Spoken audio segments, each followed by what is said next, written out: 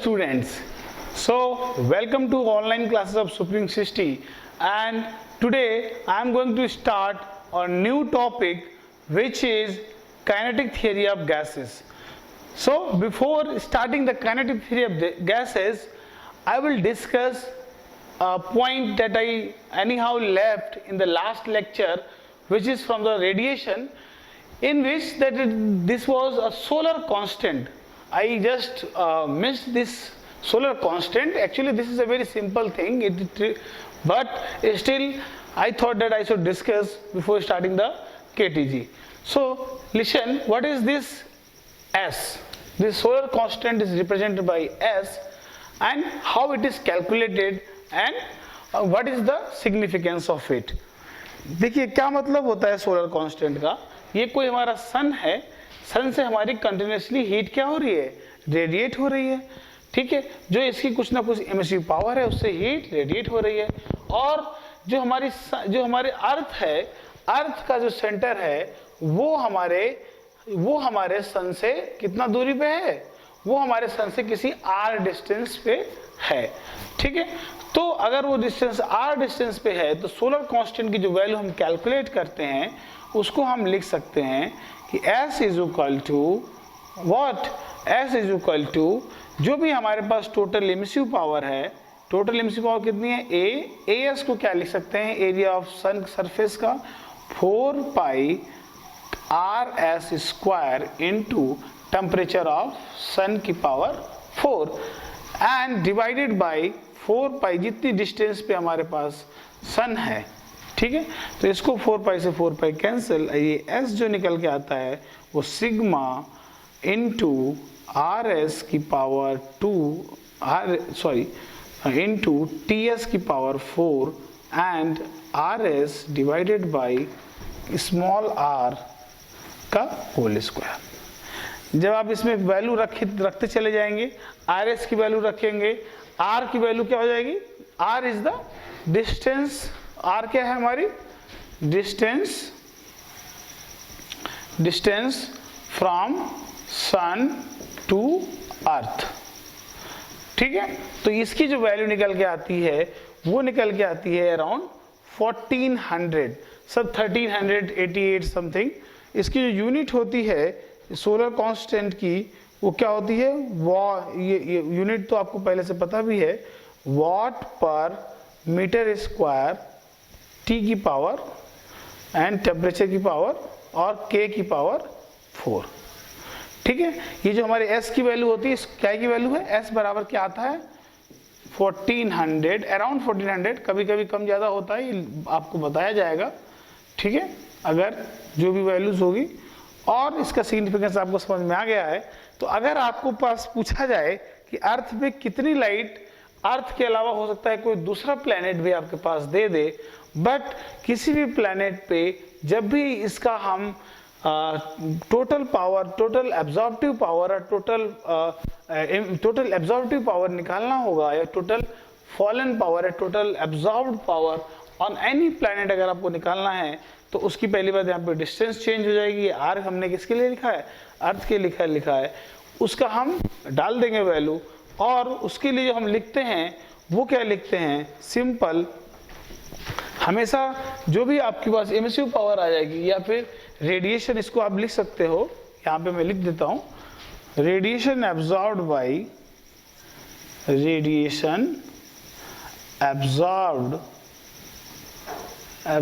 Bye what, radiation absorbed by earth is equal to कितना हो जाएगा, वो हमारा हो जाएगा S into projected area. What is this projected area, अगर प्रोजेक्टेड एरिया कुछ नहीं है, जैसे कि आप कोई बॉल होती है और बॉल को अगर आप ऊपर से देखें तो एक क्या नजर आएगी, सर्किल नजर आएगा. और सर्किल किस रेडियस का, जिस रेडियस का वो आपका बॉल है या स्फीयर है. तो सिंपली यहाँ पे क्या हो जाएगा, पाई R स्क्वायर, ना कि 4 पाई R स्क्वायर, क्योंकि ये हम यहाँ पे कौन सा एरिया लिए हैं, प्रोजेक्टेड एरिया लिए हैं. ठीक है, तो इसको हम यहाँ पे लिख लेंगे. ठीक है, चलिए अब हम लोग स्टार्ट करेंगे KTG. आप लोग इसको लिख लीजिए, फिर हम स्टार्ट करते हैं KTG.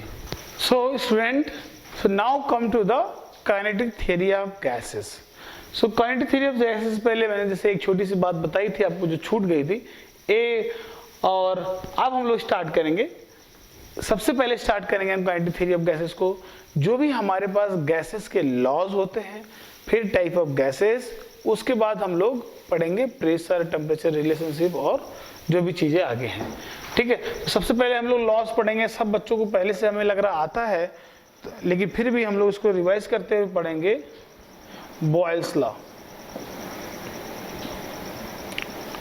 बॉयल्स लॉ क्या होता है? बॉयल्स लॉ क्या होता है? बॉयल्स लॉ क्या बोलता है? एट, बताइए, at constant temperature. At constant temperature क्या होता है? At constant temperature volume is inversely proportional to the what? Volume, or you can say the pressure is inversely proportional to the volume. ठीक है, pressure is inversely proportional to the volume. ठीक है, इसको कैसे भी लिख सकते हैं आप, जैसे चाहे वैसे लिख लीजिए। ठीक है, pressure is inversely proportional to volume. ठीक है, ये आपका क्या होता है? Boyle's law. अच्छा, इसको अगर आप ग्राफ पे देखेंगे, क्योंकि आपको फाइनली क्या करना है? ग्राफ पे ही ड्रॉ करना है। जो आपका ग्राफ होता है, अगर आप ग्राफ पे देखेंगे तो इसको अगर हम देखें P वर्सेस 1/V, तो ये आपको क्या नजर आएगा? ये आपको नजर आएगा एक स्ट्रेट लाइन। ठीक है, अगर आपको क्या नजर आएगा? एक स्ट्रेट लाइन नजर आएगा। अगर हम लोग क्या देखें, अगर हम देखते हैं इन P वर्सेस V पे, तो हमको क्या नजर आएगा? बताइए, यहाँ पे क्या हो जाएगा? यहाँ पे हम अगर देखें तो इसको लिख सकते हैं PV = K और कांस्टेंट। तो यहाँ पे क्या नजर आएगा आपको? एक पैराबोला नजर आएगा which is eight constant temperature. बताइए, एट एनी टेम्परेचर T पे। ठीक है, यहाँ तक ही क्लियर है। और अगर आपको ये, अगर आप देखना चाहें, क्या देखना चाहें कि आपको पता है PT = कांस्टेंट, PT = कांस्टेंट, तो यहाँ पे क्या हो जाएगा? यहाँ पे अगर आपको देखें, यहाँ पे आपका क्या है? वॉल्यूम है, और यहाँ पे क्या हो? आपका प्रेशर हो, लेकिन PV हमेशा कैसा रहेगा? ठीक है, PV की वैल्यू कैसी रहेगी? आप प्रेशर चेंज करते रहिए तो वॉल्यूम भी, लेकिन उसका जो मल्टीप्लिकेशन होगा, वॉल्यूम अगर आप बढ़ाते जाएंगे तो प्रेशर ऑटोमेटिकली क्या होता जाएगा? कम होता जाएगा, और PV हमेशा कैसा बना रहेगा? कांस्टेंट। तो ये हमारे 3 ग्राफ भी इंपॉर्टेंट हैं। और बॉयल्स लॉ, देखिए आपको मैं बहुत ज़्यादा थियरी बताऊँ, ये सब बताऊँ का कोई मतलब नहीं है। तो यहाँ से आपको एक चीज़ समझ में आती है कि जो at constant temperature pressure is inversely proportional to the volume. और यहाँ से अगर आप क्या कर सकते हो, यहाँ से आप एक चीज़ और कह सकते हो, PV = कांस्टेंट से एक बात और कह सकते हो। क्या कह सकते हो? P1V1 = P2V2। ठीक है, तो यहाँ से क्या निकल के आता है? P1V1 = P2V2। ठीक है, तो आप इसे नोट कर लीजिए, तीनों ग्राफ बना लीजिए। उसके बाद हम लोग पढ़ते हैं चार्ल्स लॉ। देखिए क्या होता है चार्ल्स लॉ। चार्ल्स लॉ क्या कहता है? चार्ल्स लॉ बोलता है एट कांस्टेंट प्रेशर। बताइए, एट कांस्टेंट प्रेशर हमारे पास क्या रिलेशन निकल गया था? देखिए यहाँ पे हम रिलेशन, वैसे तो बहुत सारे बुक्स में आप देखेंगे सिंपल सा लिखा रहता है कि this at constant pressure volume is what? Directly proportional to the temperature. अब देखिए टेम्परेचर लिखा है, तो वहां से कैसे निकल के आता है रिलेशन, वो मैं आपको बता देता हूं। देखिए V = क्या होता है आपको पता है? जब भी आप किसी भी बॉडी का टेम्परेचर बढ़ाते हैं तो क्या होता है? V = V0 1+, बताइए, 1+ गामा डेल्टा T। ये बात आपको पहले से पता है। और यहाँ पे जो गामा की वैल्यू होती है, यहाँ पे जो गामा की वैल्यू होती है वो कितनी होती है? 1/273। ठीक है, तो देखिए क्या होता है, 1/273, तो जैसे आप v रखेंगे v0 1 प्लस गामा की value delta T divided by 273, जैसे ही आप रखते हैं तो क्या होगा, जब इसको आप लेंगे तो क्या आ जाएगा, v is equal to v0 273 plus delta T divided by 273। ये आपका क्या आ गया, ये तो आपको कांस्टेंट है, और यहाँ से आपको क्या रिलेशन निकल के आया, volume is directly proportional to the temperature, और टेम्परेचर कौन सा, एब्सोल्यूट, यहीं से निकल के आता है एब्सोल्यूट टेम्परेचर। यहाँ से फिर से आप एक बात याद रखिएगा कि जो भी हमारा चार्ल्स लॉ है, चार्ल्स लॉ जो टेम्परेचर आप हमेशा लेंगे वो कौन सा लेंगे बताइए, जो वहाँ पे टेम्परेचर हमारा कौन सा लेंगे, always we will take absolute temperature, okay. तो volume is directly proportional to temperature. अच्छा, तो यहाँ पर हम कोई कांस्टेंट भी लगा के अगर हम चाहें तो एक ग्राफ भी ड्रॉ कर सकते हैं। अगर आप देखना चाहें तो कैसा हो जाएगा, अगर हम वॉल्यूम वर्सेस टेम्परेचर का ग्राफ ड्रॉ करें तो ये कोई एक ग्राफ ड्रॉ कर सकते हो, ठीक है। अच्छा, यहाँ तक की आपको बात क्लियर है, ठीक है। चलिए इसको नोट करिए, फिर मैं आपको बताता हूँ आगे।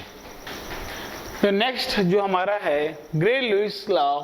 ग्रे लुईस लॉ क्या कहता है, ग्रे लुईस लॉ ये कहता है कि एट कांस्टेंट वॉल्यूम अगर आप लिखते हैं तो क्या होगा, कांस्टेंट आपका क्या है, वॉल्यूम आपका क्या है, कांस्टेंट है। तो प्रेशर जो आपका इंक्रीज होता है वो, लेट सपोज वो प्रेशर कैसे इंक्रीज हो रहा है, let suppose P0 plus 1 plus क्या होगा 1 प्लस, लेट सपोज किसी भी एक फंक्शन बीटा से हो रहा हो, इंक्रीज हो रहा हो, और बीटा डेल्टा टी, टेम्परेचर बढ़ाएंगे आप, तो रिलेशन आपको फाइंड आउट करना है टेम्परेचर के बीच में।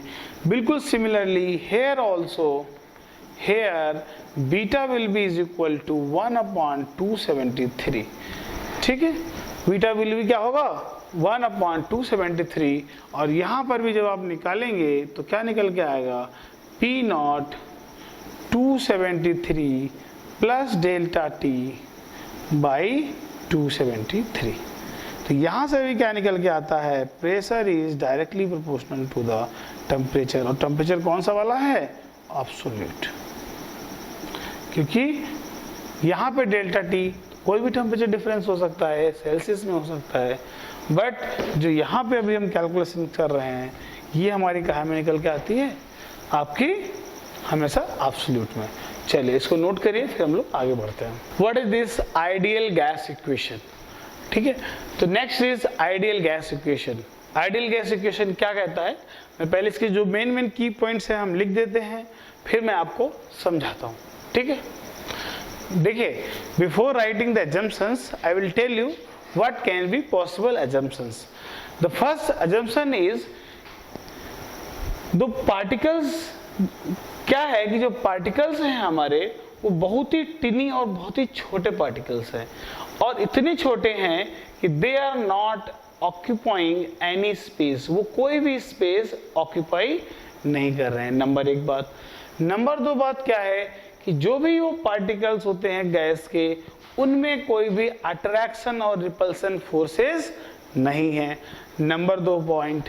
नंबर तीन पॉइंट क्या होता है, अभी मैंने दो कांस्टेंट्स पढ़े थे, एक्सपेंशन कांस्टेंट्स पढ़े थे। कौन कौन से एक्सपेंशन कांस्टेंट पढ़े थे, एक बीटा था और एक गामा था, और बीटा और गामा जो दोनों एक्सपेंशन कोफिशिएंट होते हैं for ideal gas, they both should be equal. और क्या हो सकता है इसके अलावा, और क्या होता है, मैंने क्या क्या पढ़ लिया कि जो हमारे पार्टिकल साइज होंगे वो बहुत ही स्मॉल होने चाहिए, इनके बीच में कोई भी अट्रैक्शन और रिपल्सन फोर्स नहीं होना चाहिए, और मैंने तीसरा क्या पढ़ा, अल्फा बीटा जो हमने गामा और क्या पढ़ा था बताइए, गामा और बीटा पढ़ा, उन दोनों की वैल्यूज कैसी होनी चाहिए, सेम होनी चाहिए। तो ये हमारे ये तीन थे, और भी कुछ एजम्पशंस हैं, जस्ट लाइक एक सबसे मोस्ट इंपॉर्टेंट एजम्पशन होता है फॉर द आइडियल गैस, वो क्या होता है, वो होता है कि जो गैसेस होती हैं, जो आइडियल गैसेस होती हैं, they can not be converted into the liquid state और solid state at every temperature. देखिए क्या होता है कि जो हमारे पास नॉन आइडियल गैसेस होती हैं या जिनको हम कभी कभी एट लो प्रेशर और लो टेम्परेचर पर as a ideal gas treat कर सकते हैं, उन गैसेस के लिए क्या होता है, उन गैसेस के लिए ये होता है कि हम उन गैसेस को किसी भी टेम्परेचर और प्रेशर पर कहाँ चेंज कर सकते हैं, लिक्विफिकेशन कर सकते हैं या फिर उसे सॉलिड में कन्वर्ट कर सकते हैं। कैसे? Like by increasing pressure we can convert it at any temperature, but this is not true for ideal gases. Ideal gases having their critical temperature and critical pressure, they can only be converted into the liquid at critical temperature and critical pressure. So अभी हम सबसे पहले ये जितने भी assumptions थे वो लिखेंगे, उसके बाद हम पढ़ेंगे कि क्रिटिकल प्रेशर क्या होता है, क्रिटिकल वॉल्यूम क्या होता है, और जो बेसिक टर्म्स होते हैं आपके किसमें बताइए, केटीजी में। जैसे कौन कौन से टर्म्स हैं, जैसे मीन फ्री पाथ है ना, और बहुत सारे जो भी टर्म्स होते हैं वो सब पढ़ेंगे। तो सबसे पहले हम क्या लिखने वाले हैं, एजम्पशंस, फिर हम लिखने वाले इक्वेशन, फिर करेंगे एक छोटा सा सवाल, फिर आगे पढ़ेंगे। चलिए सबसे पहले हम लिख देते हैं बोर्ड पे एग्जाम्पशन, आप उसको नोट कर लीजिएगा। So students, so I have just listed out whatever we discussed, जो अभी अपने एग्जाम्पशन डिस्कस किए थे मैंने सब लिख दिए हैं। क्या क्या है, gas follows the boils and Charles law at every temperature, ये मैंने नहीं बताया था, ये भी होता है। एंड इसके लिए आइडियल गैस के लिए gamma is equal to beta मैंने बताया था। Ideal gas is made of tiny particles, those are rigid and sphericals, and there is no force of attraction and repulsion between two particles and can not be counted liquid और solid at any temperature. ठीक है, ये भी आप points लिख लीजिए, फिर उसके बाद मैं आपको बता देता हूँ थोड़ी सी, अगर आप चाहो तो यहाँ पे लिख लो। तो ये जो हमारी इक्वेशन होती है ये किससे बनी होती है, ये हमारी क्या हो जाएगी, पीवी, जो हमारी आइडियल गैस इक्वेशन होती है वो होती है पीवी इक्वल टू nRT। चलिए इसको लिखिए, फिर मैं उसके बाद आपको इसको लिखवा देता हूँ। देखिए स्टूडेंट्स, क्या है कि जो भी लॉज हमारे होते थे, V is inversely proportional to 1/P और P is directly proportional to temperature, तो वहाँ से जो हमारी इक्वेशन निकल के आती है, अगर हम कंबाइन करते हैं और कॉन्स्टेंट्स को ऐड करते हैं तो निकल के आती है हमारी आइडियल गैस इक्वेशन। और यहाँ पे आइडियल गैस इक्वेशन में P क्या है, प्रेशर है, वॉल्यूम, V क्या है, वॉल्यूम है, N क्या है, नंबर ऑफ मोल्स हैं, और यहाँ पे हमारा R क्या है, ये R हमारा यूनिवर्सल गैस कांस्टेंट है। यूनिवर्सल गैस कांस्टेंट की वैल्यू कितनी होती है, 8.23 जूल पर मोल केल्विन। ठीक है, तो ये हमारी यहाँ पे इक्वेशन, इसको हम लोग कभी कभी ऐसे भी लिखते हैं 8.23 किलो जूल पर किलो मोल केल्विन। ठीक है, इसको अलग अलग तरीके हैं लिखने के लिए। उसके बाद क्या है कि अगर इस इक्वेशन में जो n होता है, n क्या है, n is equal to number of moles, इसको हम लोग कैसे लिख सकते हैं, n अपॉन Na। Na क्या है हमारा, एवोगाड्रो नंबर है ना, एवोगाड्रो नंबर है। ठीक है, तो क्या होता है, अगर हम इसकी जगह पे ये रखें तो क्या निकल के आता है, PV is equal to n की जगह पे रखेंगे तो इसमें अपॉन NaRT। ठीक है, तो यहाँ से क्या हो जाता है, PV is equal to R upon Na is equal to Boltzmann constant. क्या होता है, बोल्ट्जमैन कांस्टेंट।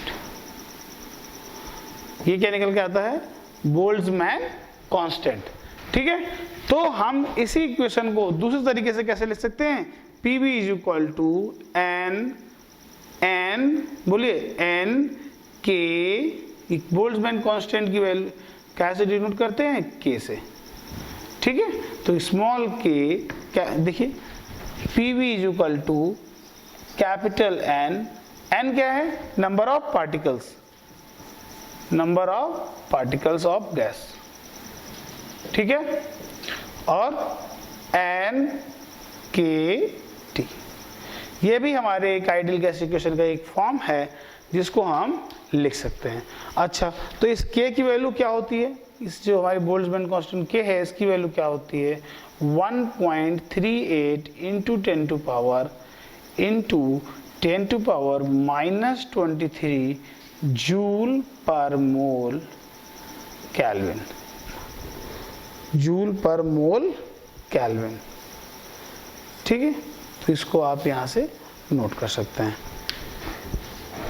ठीक है, तो आगे फिर हम लोग देखेंगे कि क्या होता है मीन, क्या होगा कि जो भी गैसेस हैं, लाइक गैसेस को अगर आप किसी भी कंटेनर में रख देते हो तो क्या होगा, ये ब्रोनियन मोशन करती हैं, और जब ये ब्रोनियन मोशन करती हैं तो इनके मोशन को क्या होगा, एक पाथ से दूसरे पाथ टकराने से पहले कितना ट्रेवल करती हैं, जो भी हमारे mean free path, relaxation time, जो भी चीज़ें होती हैं उनकी सबकी डेफिनेशन अभी हम देखेंगे। तो सबसे पहले आप इसको नोट कर लीजिए, फिर हम लोग आगे देखते हैं। चलिए नोट करिए। So next topic is mean free path. What is this mean free path? It is the mean free path. अगर आपको इसको सिंपल लैंग्वेज में समझना है तो गैसेस में क्या होता है, किसी भी कंटेनर में गैस है और गैसेस में क्या होगा, गैसेस मॉलिक्यूल्स होंगे, और गैसेस मॉलिक्यूल्स क्या कर रहे होंगे, रैंडम मोशन कर रहे होंगे इधर उधर। ठीक है, और जब रैंडम मोशन कर रहे होंगे तो कोई पार्टिकल किधर से आ रहा होगा, कोई पार्टिकल किधर से आ रहा होगा, तो ये क्या कर रहे होंगे, आपस में कोलाइड भी कर रहे होंगे। तो जो मीन फ्री पाथ क्या होता है, it is the average distance a molecule can travel without collision. जब तक वो दूसरे से मिले उसके पहले जो होता है, लेकिन रिमेंबर एक जरूरी बात क्या है कि ये एवरेज डिस्टेंस है, ये कोई भी एग्जैक्ट, क्योंकि हम हर एक मॉलिक्यूल की नापने थोड़ी ना बैठेंगे, तो इसलिए हम इसको हमेशा काहे में देते हैं, एवरेज में। ठीक है, तो ये किसके लिए सबसे ज्यादा होती है, गैसेस के लिए। क्यों? क्योंकि इसमें क्या होता है, बहुत ही वीक इंटर मॉलिक्यूलर अट्रैक्शन होता है। मैंने बताया था कि हम, ये तो हमारा अजम्पशन ही है, क्योंकि हम जो भी चीजें पढ़ने वाले हैं यहाँ किसके लिए पढ़ने वाले हैं, आइडियल गैसेस को लेके। तो आइडियल गैसेस के लिए क्या होता है, मिनिमम। ठीक है, तो इसको नोट करिए, फिर हम लोग आगे बढ़ते हैं। ये सब छोटी छोटी डिफिनेशंस हैं जो आपको समझनी है। So students, the next is the critical temperature, critical pressure and critical volumes. Normally इसको आप लोग अपने केमिस्ट्री में भी पढ़ते हो, फिजिक्स में भी पढ़ते हो, जब भी आप थर्मोडायनेमिक्स पढ़ते हो, जब भी आप गैसेस के बारे में पढ़ते हो, जब भी आप स्टेट ऑफ मैटर पढ़ते हो, उस टाइम पे आपको कहीं ना कहीं ये गैसेस के बारे में आपको पढ़ाया जाता है। क्या होता है क्रिटिकल टेम्परेचर, क्या होता है क्रिटिकल प्रेशर, और क्या होता है क्रिटिकल वॉल्यूम। कभी कभी डेफिनेशन इसकी इंपॉर्टेंट होती है एकेडमिक्स को पॉइंट ऑफ व्यू से, और कभी कभी अंडरस्टैंडिंग पॉइंट ऑफ व्यू से भी बहुत इंपॉर्टेंट होती है। तो हमें समझना है व्हाट इज क्रिटिकल टेम्परेचर। तो क्रिटिकल टेम्परेचर क्या होता है कि जैसे मैंने आपको बताया था, कल भी बताया था कि gases has a specific property. What is that property? That gases cannot be converted into the liquid or solid at any temperature. किसी भी टेम्परेचर पे आप गैसेस को लिक्विड में या सॉलिड में चेंज नहीं कर सकते। बट अगर ये कोई आइडियल गैस नहीं है, कोई और भी गैस है which is tends to be ideal, हम लोग किसी भी एक स्पेसिफिक टेम्परेचर और प्रेशर पे ये आइडियल है, but not at every temperature and pressure. ठीक है, तो उसके लिए क्या होता है, उसके लिए वो गैसेस को आप कन्वर्ट कर सकते हो लिक्विड में या फिर सॉलिड में एट एनी टेम्परेचर। कैसे कन्वर्ट करते थे, by increasing the pressure. You can liquefy them also, like water vapour. Water vapours को sometime we treat water vapours as a ideal gas, but not always, है ना, सभी temperature pressure पर नहीं है। क्यों? क्योंकि वाटर वेपर्स को you can convert the water vapour into what, into the liquid state by applying pressure at any temperature. उसको आप लिक्विड में बना सकते हो, लेकिन आइडियल गैसेस को नहीं बना सकते। तो आइडियल गैसेस के लिए क्या डिफाइन होता है, उनके लिए होता है क्रिटिकल टेम्परेचर और उनके लिए होता है क्रिटिकल प्रेशर। तो क्या होता है critical temperature for the ideal gas? देखिए क्या होता है, it is the limiting temperature at which gas can be liquefied only by increasing the pressure. देखिए मैंने बताया ना कि केवल it is the limiting temperature, it is the minimum temperature at which the gas can be liquefied just by applying pressure, just by increasing the pressure. Okay, if you are above this temperature, अगर आप इसके ऊपर temperature की बात करोगे, उस temperature पे अगर आप किसको, गैस को चेंज करना चाहोगे लिक्विड में, then you can not convert. क्यों? उसको कन्वर्ट नहीं किया जा सकता. This is the property of gases. ठीक है, अब चाहे फिर कितना भी आप प्रेशर लगाते रहो, बट गैसेस को कभी हम लिक्विफाई कर सकते हैं जब आप क्रिटिकल टेम्परेचर पे पहुंच जाएं और फिर आप प्रेशर अप्लाई करें, वो भी कितना, critical pressure, minimum critical pressure. तो वही क्रिटिकल प्रेशर डिफाइन हो जाता है, the minimum pressure to liquefy a gas at critical temperature. Critical temperature पे जितना भी प्रेशर आपको अप्लाई करना होता है, liquefy the gas is called the critical pressure. उसके बाद क्या है, what is critical volume? These two are not very important, but this is very important. Critical temperature is very important. If you know this, then you can define others. What is critical volume? Critical volume, it is the volume of 1 mole of gas at critical temperature and pressure. ठीक है, these are the simple definitions. मैंने बताया ना कि we are covering the academics, we are covering the competition, we are covering the entire theory.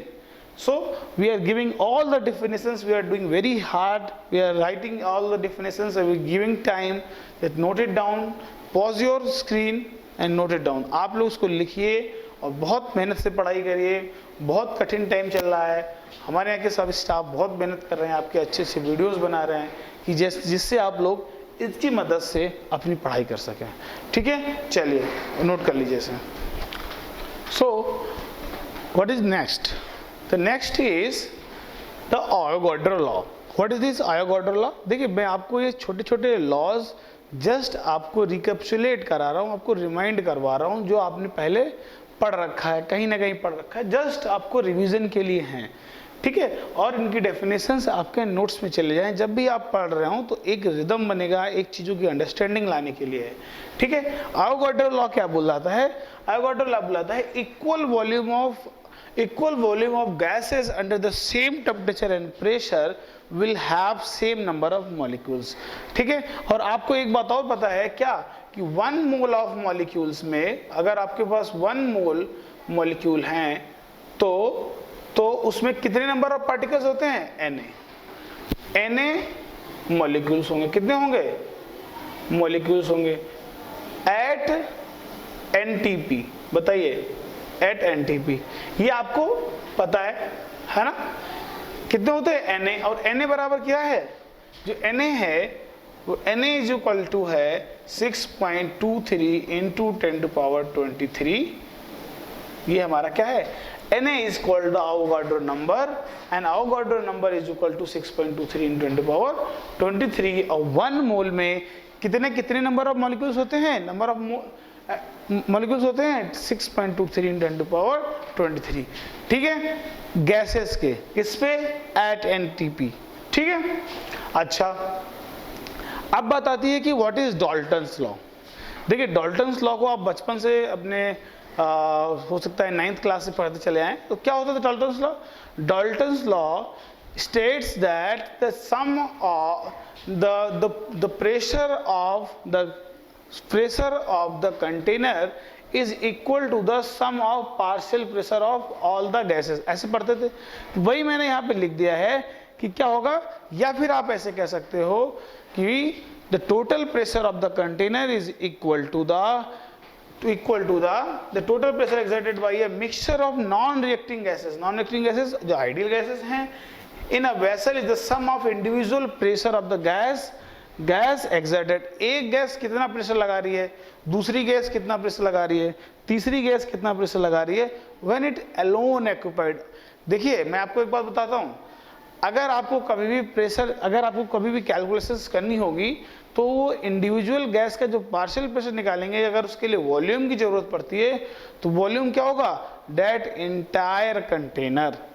ये बात हमेशा याद रखिएगा कि जब भी कैलकुलेशंस करते हैं उस टाइम पे अगर हमारे पास किसी मिक्सचर ऑफ गैसेस का किसी कंटेनर में रखा गया है और पूछा जाए कि इस वॉल्यूम, मैंने बताया इतना इसका मोल फ्रैक्शन है, तो अगर पूछे इसका वॉल्यूम कितना होगा, उसका वॉल्यूम वो इंटायर कंटेनर होगा. इसीलिए मैंने यहाँ पे लिखा है इफ इट अलोन ऑक्यूपाइड, अकेले यही गैस भरी होती तब कितना प्रेशर होता।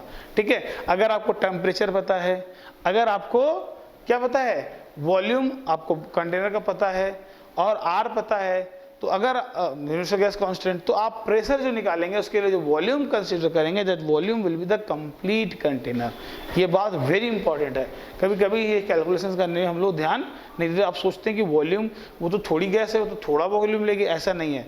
वो कितना वॉल्यूम लेगी, वो कंटेनर, फुल कंटेनर का वॉल्यूम वहाँ पे कंसीडर किया जाता है। और किसी भी गैस का, अगर हम किसी भी गैस को अगर प्रेशर निकालते हैं तो किससे मल्टीप्लाई करते हैं, अगर आप बस टोटल प्रेशर पता है और उस गैस का मोल फ्रैक्शन पता है, कितना मोल फ्रैक्शन है, तो हम वहाँ से मोल फ्रैक्शन से भी उसका गैस का प्रेशर निकाल सकते हैं। ठीक है, तो इसे नोट करिए, फिर हम लोग आगे देखते हैं। चलिए एक क्वेश्चन करते हैं फटाफट। देखिए ये भी जेई का आया हुआ क्वेश्चन है। क्वेश्चन क्या बोल रहा है कि आपके पास पीवी डायग्राम बना है। देखिए इसी तरीके के क्वेश्चंस आते हैं और ग्राफ वाले क्वेश्चन देख के अच्छों के पसीने छूट जाते हैं, कर नहीं पाते हैं। एग्जाम में एक ग्राफ बन के आया ना तो खत्म, कि पता नहीं इसमें क्या है। आपको जितना फंडामेंटल बताया जा रहा है आप एज इट इज ऐसे ही लगाएं। किसी भी ग्राफ के क्वेश्चंस में बहुत ग्राफ के क्वेश्चन करेंगे, ठीक है, इसमें करेंगे, केटीजी में करेंगे थोड़ा कम, बट जब हम थर्मोडायनेमिक्स पढ़ रहे होंगे, हमारा लास्ट चैप्टर होगा इसके बाद वाला, उसमें बहुत ग्राफ के क्वेश्चन, हर तरीके का ग्राफ बनाएंगे, हर तरीके का ग्राफ। तो आपको ग्राफ में एकदम मास्टर बन जाएंगे, कोई भी तरीके का ग्राफ होगा। चलिए इसमें देखिए P और V है और एक टेम्परेचर T1 है और T2 है। आपको पता लगाना है which is greater, which is greater, T1 और T2। ठीक है, दूसरा आपको इसमें पता लगाना है which is greater, इसमें भी लगाना है P1 और P2। देखिए दो टेम्परेचर, ये कैसा है, पीवी डायग्राम है, किस पे बने हैं दो ग्राफ, कांस्टेंट टेम्परेचर है, ये दोनों कैसे हैं, कांस्टेंट प्रेशर है, पता लगाना है। चलिए जल्दी फटाक से बताइए।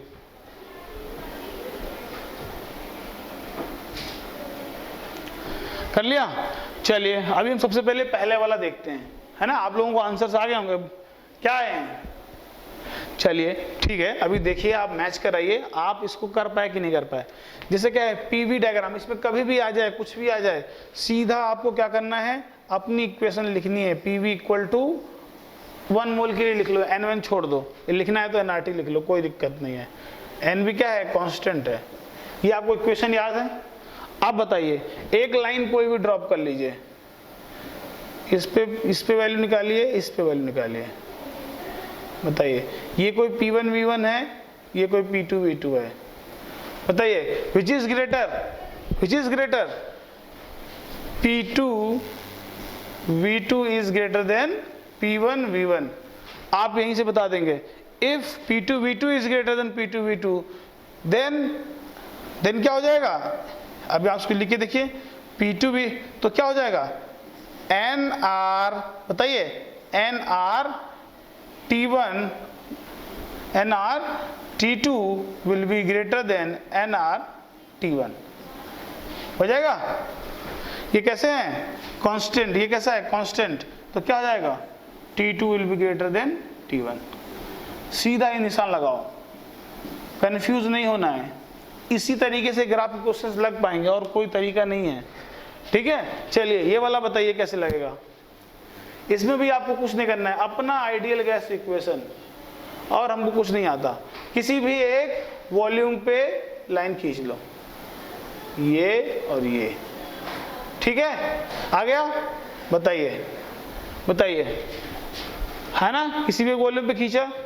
आप बताइए, ये P कैसा है, कांस्टेंट प्रेशर के लिए बनी हुई है लाइन। अच्छा चलिए, तो यहाँ पे देखिए क्या हो जाएगा, आपके पास क्या है, आपके पास है, आपको पता लगाना है P1 और V1। यहाँ पे क्या है, अच्छा एक तरीके से ये क्या स्लोप नहीं दे रहा है। देखिए V/T क्या होता है, V/T इज द स्लोप। देखो V/T क्या हो जाएगा, स्लोप हो जाएगा। निकालिए, पहले स्लोप निकाल लीजिए। चलिए V/T निकालिए, V/T इज इक्वल टू क्या लिख सकते हो, NR/P, या ये कह सकते हो V/T is inversely proportional to 1/P, है ना। है ना। तो क्या कहोगे, जिसका v बाई टी ज्यादा, क्योंकि हर जगह तो कांस्टेंट लाइन आएगी ना, स्लोप तो हमेशा कांस्टेंट रहेगा ना, तो जिसका v by T is inversely proportional to pressure, जिसका v बाई टी ज्यादा, स्लोप किसका ज्यादा है, इसका, स्लोप किसका ज्यादा है, इसका, तो क्या हो जाएगा v बाई टी, v किसका ज्यादा है, इसको मान लेकर v1, इसको अगर हम माने v1 t1, ये क्या है हमारा v2 t2, तो क्या हो जाएगा v1 upon t1 is greater than v2 upon t2, है ना। तो क्या हो जाएगा यहां से ये निकल के आ जाएगा p2 will be greater than p1। बस समझ में आई। तो आपको सब आपकी आइडियल गैस इक्वेशन से सभी सवाल निकल के आ जाएंगे, ठीक है। तो इस तरीके से आप किसी भी क्वेश्चन को अटेम्प्ट कर सकते हो ग्राफ वाले। चलिए दोनों क्वेश्चंस को नोट करिए, फिर हम लोग आगे देखते हैं। एक क्वेश्चन और करेंगे अच्छा सा। ओके, सो हमारा नेक्स्ट क्वेश्चन है, क्या है नेक्स्ट क्वेश्चन, हमारे पास एक वीटी ग्राफ दिया हुआ है, ठीक है। वीटी ग्राफ दिया हुआ है, एक साइकिल दी हुई है, इसको आपको पीवी डायग्राम में बदलना है। ये हमारा पीवी डायग्राम बनाया मैंने, पीवी डायग्राम की एक्सिस पे ये वाला ग्राफ बनाना है आपको। चलिए मैं आपको 1 मिनट का टाइम देता हूँ, आप इसको नोट देखिए और करके दिखाइए। ट्राई कर लिया? चलिए, मुझे पता है कि बहुत सारे बच्चों ने बना लिया होगा लेकिन गलत बनाया होगा, है ना। हाँ, बहुत सारे बच्चे गलत बनाते हैं, मुझे पता है। चलिए सबसे पहले देखते हैं A to B कैसा प्रोसेस है, कांस्टेंट वॉल्यूम। क्या करेंगे, कांस्टेंट वॉल्यूम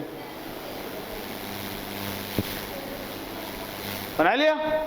दूसरा कौन सा प्रोसेस है, B to C constant temperature, isothermal. क्या होगा, पैराबोला, है ना। अच्छा एक बात बताइए, चलिए ये वाली बात ऐसे नहीं होगी, ये वाली बात ऐसे होगी। यहाँ पे देखिए, यहाँ पे देखिए, यहाँ पे देखिए कैसे बनेगा। देखिए मैंने ऐसे बनाया, गड़बड़ बना रहा था मैं, 1 मिनट रुकेगा। पहला कौन सा प्रोसेस था, कांस्टेंट वॉल्यूम। तो कांस्टेंट वॉल्यूम कहाँ है, ये है, ये हमारा हो गया constant volume A to B। अच्छा दूसरा हमारा कौन सा प्रोसेस है, B to C, बताइए, कांस्टेंट टेम्परेचर, कांस्टेंट टेम्परेचर। और वॉल्यूम क्या हो रहा है, बढ़ रहा है, मतलब कैसा प्रोसेस है, एक्सपांशन का। कैसा है, एक्सपांशन का। तो ये कैसा बनेगा, वॉल्यूम को बढ़ाते हुए, ठीक है। समझ में आई बात। ये चीज हमेशा ध्यान रखनी है। अगर ये ऊपर की जगह नीचे आया होता, अगर ऊपर की जगह नीचे आया होता तो ये इस जगह के बजाय उस जगह दूसरी तरफ घूमता, है ना। कैसे दूसरी तरफ, वॉल्यूम को कम करते हुए आता, ठीक है। बात समझ में आती है। तो यहाँ पे क्या हो रहा होगा, वॉल्यूम इधर बढ़ रहा है, देखिए ना, वॉल्यूम बढ़ रहा है, वॉल्यूम बढ़ रहा है। कांस्टेंट ये हमारा कैसा है, हाइपरबोला। याद है ना आपको, बताया था बॉयल्स लॉ में, पीवी इज इक्वल टू, है ना, पीवी का graph, PV is equal to constant, ये क्या बनाता है, हाइपरबोला। चलिए लास्ट वाला बताइए, C to A कैसा प्रोसेस है, कांस्टेंट प्रेशर। वेरी सिंपल, ये हमारा ऐसे है, ये हो गया हमारा constant pressure. A B C। देखिए यहाँ पे एक चीज देखो, आपको समझ में आएगा, वॉल्यूम क्या हो रहा है, कम हो रहा है। C to A वॉल्यूम क्या हो रहा है, कम हो रहा है, मतलब हमारा ग्राफ पूरी तरीके से सही है। चलिए, तो ये होता है ग्राफ कन्वर्जन के कुछ क्वेश्चंस। आपको याद रखना है कि क्या चीज बढ़ रही है, क्या चीज घट रही है, और लॉस को लगाते हुए बना देना है। चलिए इसे नोट करिए, फिर आगे देखते हैं। Okay student, so next is wonder wall equation. What wonder wall equation says, P, what the ideal equation says, PV equal to RT for 1 mole, but for the van der Waal added some correction। भाई क्योंकि उन्होंने ये बताया कि क्या होता है, कोई भी गैसेस जो हैं, हमने आइडियल गैस की कंडीशन में क्या अज्यूम किया था कि these are tiny solid spheres, जो बहुत छोटे छोटे हैं, जब भी एक दूसरे से टकराते हैं सब इलास्टिक है, कोई एनर्जी वो लोग लॉस नहीं करते। बट वंडर वॉल ने कहा ये बात बिल्कुल सही नहीं है, इसमें कुछ करेक्ट करने की जरूरत है कि जो भी गैस के पार्टिकल्स हैं या गैस के मॉलिक्यूल्स हैं, they have some volume and they also have some intermolecular attraction. उनके बीच में कुछ ना कुछ अट्रैक्शन है, है ना। और जितना भी कोलिजन होता है वो हमेशा इलास्टिक नहीं होगा, जब अट्रैक्शन होगा तो कुछ ना कुछ उनके बीच में पोटेंशियल एनर्जी होगी, तो कुछ ना कुछ जब वो पास जाएंगे या दूर जाएंगे तो उनकी पोटेंशियल एनर्जी चेंज भी होगी। तो उसके लिए उन्होंने कुछ करेक्शन ऐड किए। तो कभी कभी एग्जाम में पूछता है what are the correction factors, and कभी कभी एक चीज और पूछता है when do a real gas can behave like a ideal gas। अच्छा, ये किसके लिए है? ये एक तरीके का, क्योंकि सभी गैसेस आइडियल हमने माना है। आइडियल क्या एग्जिस्ट करती है? कोई चीज, ऐसी कोई चीज एग्जिस्ट जिसका वॉल्यूम ना हो? नहीं, कुछ ना कुछ वॉल्यूम होता है। तो इसलिए ऐसी जब कोई चीज एग्जिस्ट नहीं करती तो most of the gases are real gases. जो most of the gases are real gases, तो रियल गैसेस के लिए उन्होंने ये बताया अगर कोई भी रियल गैस है, अगर उसको आपको आइडियल गैस की तरह इक्वेशन में ऐड लगाना है तो उसमें आपको कुछ करेक्शन फैक्टर्स ऐड करने पड़ेंगे। Then you can use the ideal gas equation on किस पे? On any real gas. तो देखिए, एक बात तो ये है कि एक बात ये भी पूछी जाती है, when do a real gas will behave like a ideal gas. कब एक रियल गैस आइडियल गैस की तरह बिहेव करेगी? कब करेगी? जब भी अभी मैं आपको बताता हूं, eight high temperature and low pressure. ठीक है, वो पॉइंट भी इंपॉर्टेंट है, उसको लिख लीजिएगा। तो नंबर एक बात हमको यहाँ पे ये लिखना है, ये भी कभी कभी पूछता है ए क्या है और बी क्या है। तो ए क्या है? A is the intermolecular attraction correction factor. Intermolecular correction factor क्या है? करेक्शन फैक्टर है। और बी क्या है? बी जो है वो वॉल्यूम करेक्शन फैक्टर है, वॉल्यूम करेक्शन। ठीक है, क्या है कि वॉल्यूम, कुछ ना कुछ वॉल्यूम है, क्योंकि हमने क्या माना था कि वॉल्यूम है नहीं, तो रियल गैसेस में क्या होता है? वॉल्यूम होता है।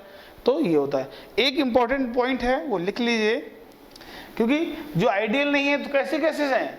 रियल गैसेस हैं। रियल गैसेस क्या करेंगे? आइडियल गैस इक्वेशन को फॉलो नहीं करेंगे। तो क्या होती है? any ideal gas can behave like any real gas can behave like a ideal gas at certain temperature and pressure, and that will be, इसे आप लिख लीजिए, real। ठीक है, real gases will behave like a ideal gas at high temperature and high temperature and low pressure है ना। Gases का अगर प्रेशर बहुत कम कर दो तो क्या होगा? अट्रैक्शन उनके बीच में बहुत कम हो जाएगा, और टेम्परेचर क्या हो जाएगा? और टेम्परेचर अगर बहुत हाई कर दो तो उनका मोशन इतना फास्ट होगा कि they will not get any time to be in contact with each other. तो उस टाइम पे ऐसा हो सकता है कि उनके बीच का अट्रैक्शन फोर्सेस इतना वैल्यू ना करे, कि उनकी स्पीड, उनकी वेलोसिटी इतनी फास्ट है कि उसको टाइम ही नहीं मिल रहा है कोई भी अट्रैक्शन फोर्स अप्लाई करने के लिए। तो that is why any real gas can also behave like a ideal gas। ठीक है, otherwise if you are having any real gas, if you want to apply a ideal gas equation, then you have to add some correction factors, then you can use। तो ये किसके लिए है? for real gases। बताइए, for real gases। ठीक है, ideal gas equation आपके पास है। ठीक है, इसको नोट कर लीजिए, फिर हम लोग आगे देखते हैं। So the next is the Maxwell distribution law। What is this Maxwell distribution law? What it states? क्या कहता है ये? कहता है in the gas molecules moving in all possible directions with all possible speeds in accordance with the Maxwell distribution law। Maxwell, देखो क्या होता है कि कोई भी आपके पास कंटेनर है, कंटेनर में क्या होगा कि जब भी आप गैसेस भर देंगे तो उनके पास जो अलग अलग बहुत सारे गैस मॉलिक्यूल्स होंगे, और बहुत सारे गैस मॉलिक्यूल्स उनकी अपनी अलग अलग क्या होगी? उनकी अपनी अपनी अलग अलग स्पीड होगी। ठीक है, और उनका डिस्ट्रीब्यूशन मैक्सवेल डिस्ट्रीब्यूशन लॉ के अकॉर्डिंग में है। उन्होंने एक ड्रॉ किया कि क्या होता है, गैसेस अगर किसी भी कंटेनर में जो गैस भरी हुई है eight any temperature like T1, T2, T3, T4, किसी भी एक टेम्परेचर पे भरी हुई है, उसके पास केवल एक ही वेलोसिटी नहीं है, सभी मॉलिक्यूल्स के पास, सभी पार्टिकल्स के पास सेम वेलोसिटी नहीं है। किसी के पास बहुत ज़्यादा है, किसी के पास बहुत कम है, किसी के पास कैसी है, किसी के पास कैसी है, किसी के पास बहुत ज़्यादा, किसी के पास बहुत कम, किसी के पास कम ज़्यादा, एक पूरा वेरिएशन है, हर तरीके की वेलोसिटीज़ आपको मिल जाएंगी। ठीक है, अच्छा, तो फिर उन्होंने क्या बताया कि जो एक अगर हम डिस्ट्रीब्यूशन ड्रॉ करें तो क्या होगा कि अगर आप किसी भी, जैसे यहाँ पे जो मैंने ड्रॉ किया है वो T1 is less than T2 is less than T3 is less than T4, है ना, इसके लिए ड्रॉ किया है, इसके लिए ड्रॉ किया है। तो इसके लिए क्या है, जैसे T1 में अगर आप देखेंगे जब टेम्परेचर सबसे कम है तो उसकी जो मोस्ट VMP क्या है, VMP हमारा जो है VMP is the most probable velocity, most probable velocity. देखिए ये मोस्ट प्रोबेबल वेलोसिटी जो है ये ज़्यादा हम कैलकुलेशन में यूज़ नहीं करते हैं, अभी आगे जब हम पढ़ेंगे तो हमारे पास जो इम्पोर्टेंट होती है वो RMS वेलोसिटी होती है। बट मोस्ट प्रोबेबल वेलोसिटी का मीनिंग सिर्फ इतना है कि जो मैक्सिमम नंबर ऑफ मॉलिक्यूल्स हैं, जो मैक्सिमम नंबर ऑफ मॉलिक्यूल्स हैं उनके पास कौन सी वेलोसिटी रहती है ना, जिनकी फ्रीक्वेंसी सबसे ज़्यादा है। या क्योंकि क्या होगा, कुछ सर्टेन नंबर ऑफ मॉलिक्यूल्स होंगे ना, कि मान लिया 100 मॉलिक्यूल्स हैं, 100 में से जो 40 ऐसे हैं जिनके पास VMP है और बाकियों के पास अलग अलग अपनी अपनी कुछ ना कुछ वेलोसिटी है। ठीक है, तो इसको बोलते हैं मोस्ट प्रोबेबल वेलोसिटी जो हो सकती है। तो सबसे ज़्यादा जो मोस्ट प्रोबेबल वेलोसिटी होगी तो इसमें क्या है, जो मोस्ट प्रोबेबल वेलोसिटी है वो सबसे कम रहती है किस पे, जब टेम्परेचर कम है। देखिए टेम्परेचर मैं आपको अभी बताऊंगा, अभी टेम्परेचर जो हमारी वेलोसिटी है, velocity is directly proportional to कह सकते हो अंडर रूट ऑफ टेम्परेचर, या जो भी रिलेशन है, but it is having a direct relation. Direct relation के अंडरस्टैंडिंग से यहाँ पे आप ये समझ सकते हो कि टेम्परेचर बढ़ाओगे तो वेलोसिटी बढ़ेगी। तो ठीक क्या हुआ, तो मैंने देखा कि सबसे T1 पे जो वेलोसिटी आ रही थी सबसे कम आ रही थी, T2 पे जो वेलोसिटी आई मोस्ट प्रोबेबल सबसे कम आई, T3 पे जो वेलोसिटी आई वो उससे ज़्यादा आई, और T4 पे जो वेलोसिटी आई उससे ज़्यादा आई। तो यहाँ से एक बात तो क्लियर है। और दूसरी बात क्या क्लियर हो रही है, दूसरी बात ये क्लियर हो रही है कि जो यहाँ पे हम ये भी लिख लेते हैं जो मैंने भी आपको बोला है, क्या बोला है, VMP1 is less than VMP2 is less than VMP3 is less than बताइए VMP4। ठीक है, यहां तक की तो आपको क्लियर है। दूसरी बात, एक चीज और इसमें ग्राफ में क्या देख रहे हैं कि इनका जो हम्प है ये मोर फ्लैटर होता चला जा रहा है। कैसा होता चला जा रहा है, विस्तार होता चला जा रहा है, फैलता हुआ चला जा रहा है। इस फैलने का क्या मतलब, वेलोसिटी तो बढ़ ही रही है, वेलोसिटी बढ़ने के साथ साथ ये और फैलता चला जा रहा है। इस फैलने का मतलब क्या है कि जो ये वेलोसिटी है मोस्ट प्रोबेबल वेलोसिटी, और उसके पास आसपास की जो वेलोसिटीज हैं, उसके जो आसपास की वेलोसिटीज हैं पहले बहुत ही कम नंबर ऑफ मॉलिक्यूल्स के पास थी, और बहुत ज़्यादा नंबर थे कौन वाले, कि जिनके पास वेलोसिटीज बहुत कम थी। बट आगे ऐसा नहीं हुआ। आगे क्या हुआ, जब आप टेम्परेचर बढ़ाते चले जाते हैं तो जो वेलोसिटी है वो मोर यूनिफॉर्म होती चली जाती है। मोर यूनिफॉर्म मतलब जितने भी मॉलिक्यूल्स हैं उनके पास नियरली अप्रोक्सीमेटली क्या होती चली जाएगी, सेम वेलोसिटी होती चली जाएगी। ठीक है, एक तो बात हमने यहाँ से ये कंक्लूड किया। और दूसरी बात क्या है, अगर हम इसको लिखना चाहें जो F हो जाएगा, F हमारा क्या हो जाएगा, dN बाई, बताइए dN बाई dV, है ना, number of molecules per unit velocity कितने हैं, यही तो है ना, किसी भी यूनिट वेलोसिटी के लिए, है ना। तो इसके लिए हो जाएगा F। अगर हम इसका एरिया निकालना चाहें, एरिया हमारा क्या हो जाएगा, एरिया अगर हम निकालना चाहें तो ये हमारा हो जाएगा F कोई फ्रीक्वेंसी इंटू dV, है ना। ये देखिए ये चीज़ें आपको आनी चाहिए, है। अगर आपको ये चीज़ें नहीं आती हैं, और ये जो एरिया हो जाएगा इसको आप लिखेंगे अगर, तो ये क्या हो जाएगा, dN by dV into dV is equal to N। ठीक है, ये बहुत सिंपल है, इसमें कोई बात नहीं है। ये तो बात समझ में आती है कि फ्रीक्वेंसी है और इसको सभी वेलोसिटीज़ के लिए देखेंगे, जो इसका एरिया निकल के आता है वो क्या निकल के आता है, N। तो द वेलोसिटी जो एरिया अंडर द कर्व है, area under the curve is क्या देता है, नंबर ऑफ मॉलिक्यूल्स। ये कोई बड़ी बात नहीं है, ये आप समझ लीजिए, ठीक है। तो ये बात आपको एक बात मैं बताना चाह रहा था सबसे जरूरी, कि जब भी आप टेम्परेचर बढ़ाते चले जाएंगे तो जो नंबर ऑफ मॉलिक्यूल्स जिनके पास एक जैसी वेलोसिटी है या मोस्ट प्रोबेबल वेलोसिटी के आसपास की जो वेलोसिटी है वो नंबर अब बढ़ जाएगा। ये बात इस ग्राफ से क्लियर है, तो इसको आप नोट कर लीजिए और उसके बाद हम लोग आगे देखते हैं। सो स्टूडेंट्स, और next topic is pressure exerted by ideal gas. देखिए इसमें मैं आपको थोड़ा सा कॉन्सेप्ट बताऊंगा, उस कॉन्सेप्ट को आप समझ जाएंगे तो आपको समझ में आएगा कि ये प्रेशर कहाँ से आता है, ठीक है। तो सबसे पहले मैं आपको बताना चाहता हूँ कि हम यहाँ पे क्या क्या चीज़ ले रहे हैं। ये कोई हमारे पास पार्टिकल है जिसका मास कितना है, m है, हम यहाँ कहीं पे लिख देते हैं जो क्या है, मास ऑफ पार्टिकल है, स्मॉल m क्या है, मास ऑफ वन पार्टिकल, ठीक है। आपको यही फॉलो करना है, ठीक है। और जो हमारे पास कैपिटल M रहेगा, जो कैपिटल M रहेगा ये हमारा क्या रहेगा, मोलर मास रहेगा, ठीक है, ठीक है। मोलर मास मतलब मास ऑफ वन मोल, ठीक है। तो सबसे पहले हम लिखते हैं कि देखिए हमारे पास ये कोई मॉलिक्यूल है, हमारे पास ये कोई मॉलिक्यूल है और ये कहाँ जा सकता है, ऑल पॉसिबल 3 डायरेक्शंस में इनकी वेलोसिटी है, Vx, Vy एंड Vz।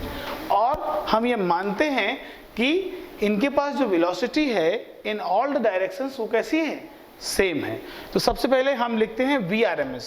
देखिए अभी मैंने एक वेलोसिटी आपको बताई थी, वो कौन सी थी, मोस्ट प्रोबेबल वेलोसिटी। ये हमारे पास कौन सी है, Vrms। Vrms अगर आपको लिखना है तो Vrms वेलोसिटी जो होती है आपकी, इसको हम लोग लिखते हैं रूट मीन स्क्वायर वेलोसिटी, और रूट मीन स्क्वायर वेलोसिटी को हम लोग लिख सकते हैं Vrms का whole square is equal to V1 का होल स्क्वायर प्लस V2 का होल स्क्वायर प्लस ये सब क्या है, वेलोसिटीज ऑफ इंडिविजुअल मॉलिक्यूल्स हैं, ऐसे डिवाइडेड बाय कैपिटल है ना। तो अगर हम इसका अंडर रूट ले लेते हैं तो हम इसको हम लोग लिखते हैं Vrms is equal to under root what, Vrms is equal to under root कितना हो जाएगा आपका, बताइए, V1 square plus V2 square plus V3 square plus V4 square and so on. ये हमारा n क्या है, हमारा number of molecules, number of molecules, ठीक है। देखिए आपको छोटा सा एक हम मैकेनिक्स वाली चीज़ें यहाँ पे रिवाइज भी करवाएंगे और बताएंगे भी। अगर आपके पास कोई भी मॉलिक्यूल है, अगर आपके पास कोई भी मॉलिक्यूल है तो क्या आप इसका मोमेंटम लिख सकते हैं, बताइए। मोमेंटम क्या होता है, किसी भी मॉलिक्यूल का अगर मोमेंटम p अगर हमें लिखना हो तो momentum p is equal to what, mvx, किसी भी अगर एक डायरेक्शन में लिखना हो। वैसे जो मोमेंटम होगा किसके, उसके पास अगर किसी मॉलिक्यूल का देखेंगे तो कितना होगा, all the 3 direction but in one direction. किधर लिखा है मैंने, इन वन डायरेक्शन, सभी डायरेक्शंस में नहीं लिखा है, ठीक है। अगर आपके पास मोमेंटम देखिए तो कितना हो जाएगा। और आपको क्या पता है, अगर आपको प्रेशर निकालना है तो आपको फोर्स पता हो या प्रेशर पता होगा, फोर्स पता है तो per unit area is pressure. तो अगर हम बात करें फोर्स की तो फोर्स क्या होता है, force is change of momentum और you can say dp by dt, यही तो होता है, बताइए, है ना। अच्छा अभी हमें जो मोमेंटम चेंज निकालना है, हमने सोचा कि प्रेशर कैसे एग्जर्ट होता है, जब कोई भी पार्टिकल वन एंड से दूसरे एंड पे जाके टकराएगा और फिर से अपनी जगह पे वापस आ जाएगा, तो उस टाइम पे कितना मोमेंटम चेंज होगा, है ना। और वही तो हमारा प्रेशर होगा भाई। एक बार पार्टिकल जाएगा यहाँ टकराएगा, फिर वहां से आया था, फिर वहीं जाएगा, फिर वहां टकराएगा, तो कितना मूवमेंट करना पड़ता है, एक यहाँ आएगा और फिर वहां जाएगा, तब कितनी बार टकराएगा, एक बार। या फिर ये मैंने अगर एल बॉक्स का एक क्यूब माना है तो जो पार्टिकल यहाँ पे टकरा चुका है, अब क्या होगा, दोबारा अगर यहीं पे टकराना है तो क्या होगा, पहली बार यहाँ वापस जाके टकराएगा किसी सरफेस में, फिर वापस आके अपने सरफेस टकराएगा। तो टोटल इसको जो लेंथ कवर करनी पड़ेगी वो कितनी कवर करनी पड़ेगी, बताइए, बताइए 2L है ना, एक बार गया और एक बार आया। तो बताइए यहाँ पे हम क्या लिख सकते हैं, जो हमारा चेंज ऑफ मोमेंटम होगा डेल्टा P, अगर डेल्टा P की हम बात करें, देखिए फाइनल माइनस इनिशियल, हमेशा क्या लिखते हैं मोमेंटम, फाइनल मोमेंटम कितना है, जब ये वापस आएगा तो नेगेटिव डायरेक्शन में वेलोसिटी हो जाएगी कि नहीं हो जाएगी, तो कितना हो जाएगा माइनस mvx, और जा किधर रहा था उधर, तो पॉजिटिव ही था, पॉजिटिव एक्स डायरेक्शन में, तो कितना हो जाएगा माइनस इनिशियल। बताइए क्या हम इसको लिख सकते हैं माइनस 2mvx, हो जाएगा। यहाँ तक की कोई डाउट, यहाँ तक की कोई डाउट नहीं, ठीक है। अच्छा अब हमको अगर टाइम निकालना हो, टाइम तो आपको पता है क्या हो जाएगा, time is equal to length upon velocity, है ना। अगर हम टाइम डेल्टा टी निकालना चाहें, इसको हम लोग ऐसे भी तो लिख सकते हैं, change in momentum divided by delta T, किसी भी अगर लार्ज की लिखना है तो डेल्टा टी बराबर कितना हो जाएगा, बताइए वेलोसिटी कितनी है vx, डिस्टेंस कितनी ट्रेवल किया 2L, हो जाएगा। बताइए तो यहां से क्या आप लिख सकते हैं, sorry 2L divided by vx, है ना, distance upon velocity is equal to time, ठीक है। तो ये हमने लिखा, तो अब यहाँ पे हम क्या F फोर्स निकाल सकते हैं, इसको आप कैपिटल F से देना ही ज़्यादा अच्छा रहेगा। Capital F force is equal to कितना लिख सकेंगे, बताइए change in momentum minus 2mvx divided by time, time कितना है 2L, वेलोसिटी कहाँ चला जाएगा ऊपर, 2 से 2 कैंसिल, कितना आया minus mvx square divided by L, ये हमारा क्या आ गया फोर्स। आपको अब फोर्स पता चल गया कि एक मॉलिक्यूल जब एक सरफेस से दूसरे सरफेस जाके टकराएगा और फिर जाके अपनी जगह वापस आ जाएगा तो कितना फोर्स लगाएगा वो आपको पता हो गया, ठीक है। तो आपको पता है फोर्स, अगर आपको पता है तो क्या प्रेशर निकाल सकते हो, बताइए प्रेशर इज इक्वल टू कितना हो जाएगा माइनस, है ना, माइनस, इसको हम लोग इसको माइनस में ही क्यों ले रहे हैं, बताइए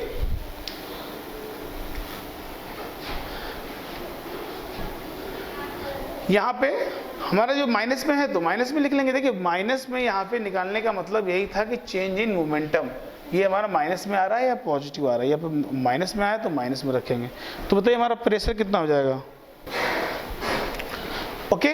तो अभी हम लोग क्या देख रहे थे कि अब हमारा कितना हो जाएगा, हमारा डेल्टा T 2L Vx, तो हमारा जो यहाँ से क्या निकल के आया, जो हमारा प्रेशर जो निकल के आएगा, प्रेशर को हम लोग क्या लिख सकते हैं, प्रेशर से पहले देखिए ये फोर्स निगेटिव इसलिए आ रहा है कि हमने मोमेंटम इसका कैसे लिया है निगेटिव। अच्छा प्रेशर हमारा निगेटिव हो भाई, एक्सर्ट कर रहा है ना, तो अगर हम लिखना चाहें तो ये कैसा हुआ, change in momentum divided by time, ये हमारे पास फोर्स आ गया। फोर्स से अगर हमको प्रेशर निकालना है तो कैसे निकालेंगे, pressure is equal to minus mvx square divided by, बताइए L डिवाइडेड बाई किसी भी एरिया, लेट सपोज इस एरिया पे टकरा रहा है, किस एरिया पे टकरा रहा है, इस वाले x एक्सिस वाले किसी सरफेस पे टकरा रहा है, तो कितना हो जाएगा इस पे इनटू L स्क्वायर। तो यहाँ से हमारा क्या निकल गया है 1 माइनस m, क्या ये कौन सा m है, वन मॉलिक्यूल का, one molecule m upon v, यहाँ पे कितना हो जाएगा L square into L is equal to V। अच्छा Vx को हम लोग क्या निकाल सकते हैं, देखिए Vx स्क्वायर है हमारे पास, लेकिन अभी हमको काहे से रिप्लेस करना है, अगर हम बात करें कि इसकी वेलोसिटी कैसी होगी, सभी डायरेक्शंस में होगी। अगर हम Vrms की बात करें, तो Vrms इज इक्वल टू क्या हो जाएगा, Vrms का स्क्वायर अगर लिखेंगे तो Vx square plus Vy square और प्लस Vz स्क्वायर बाई 3। तो वहां से हम इसको, और हम ये मान ले रहे हैं कि Vx is equal to Vy is equal to Vz, तो ये हमारा क्या हो जाएगा, बताइए इसको हम लिख सकते हैं, इसको हम क्या लिख सकते हैं Vrms का होल स्क्वायर, तो कितना हो जाएगा, या फिर इसको बराबर किसके मान लें VRMS के,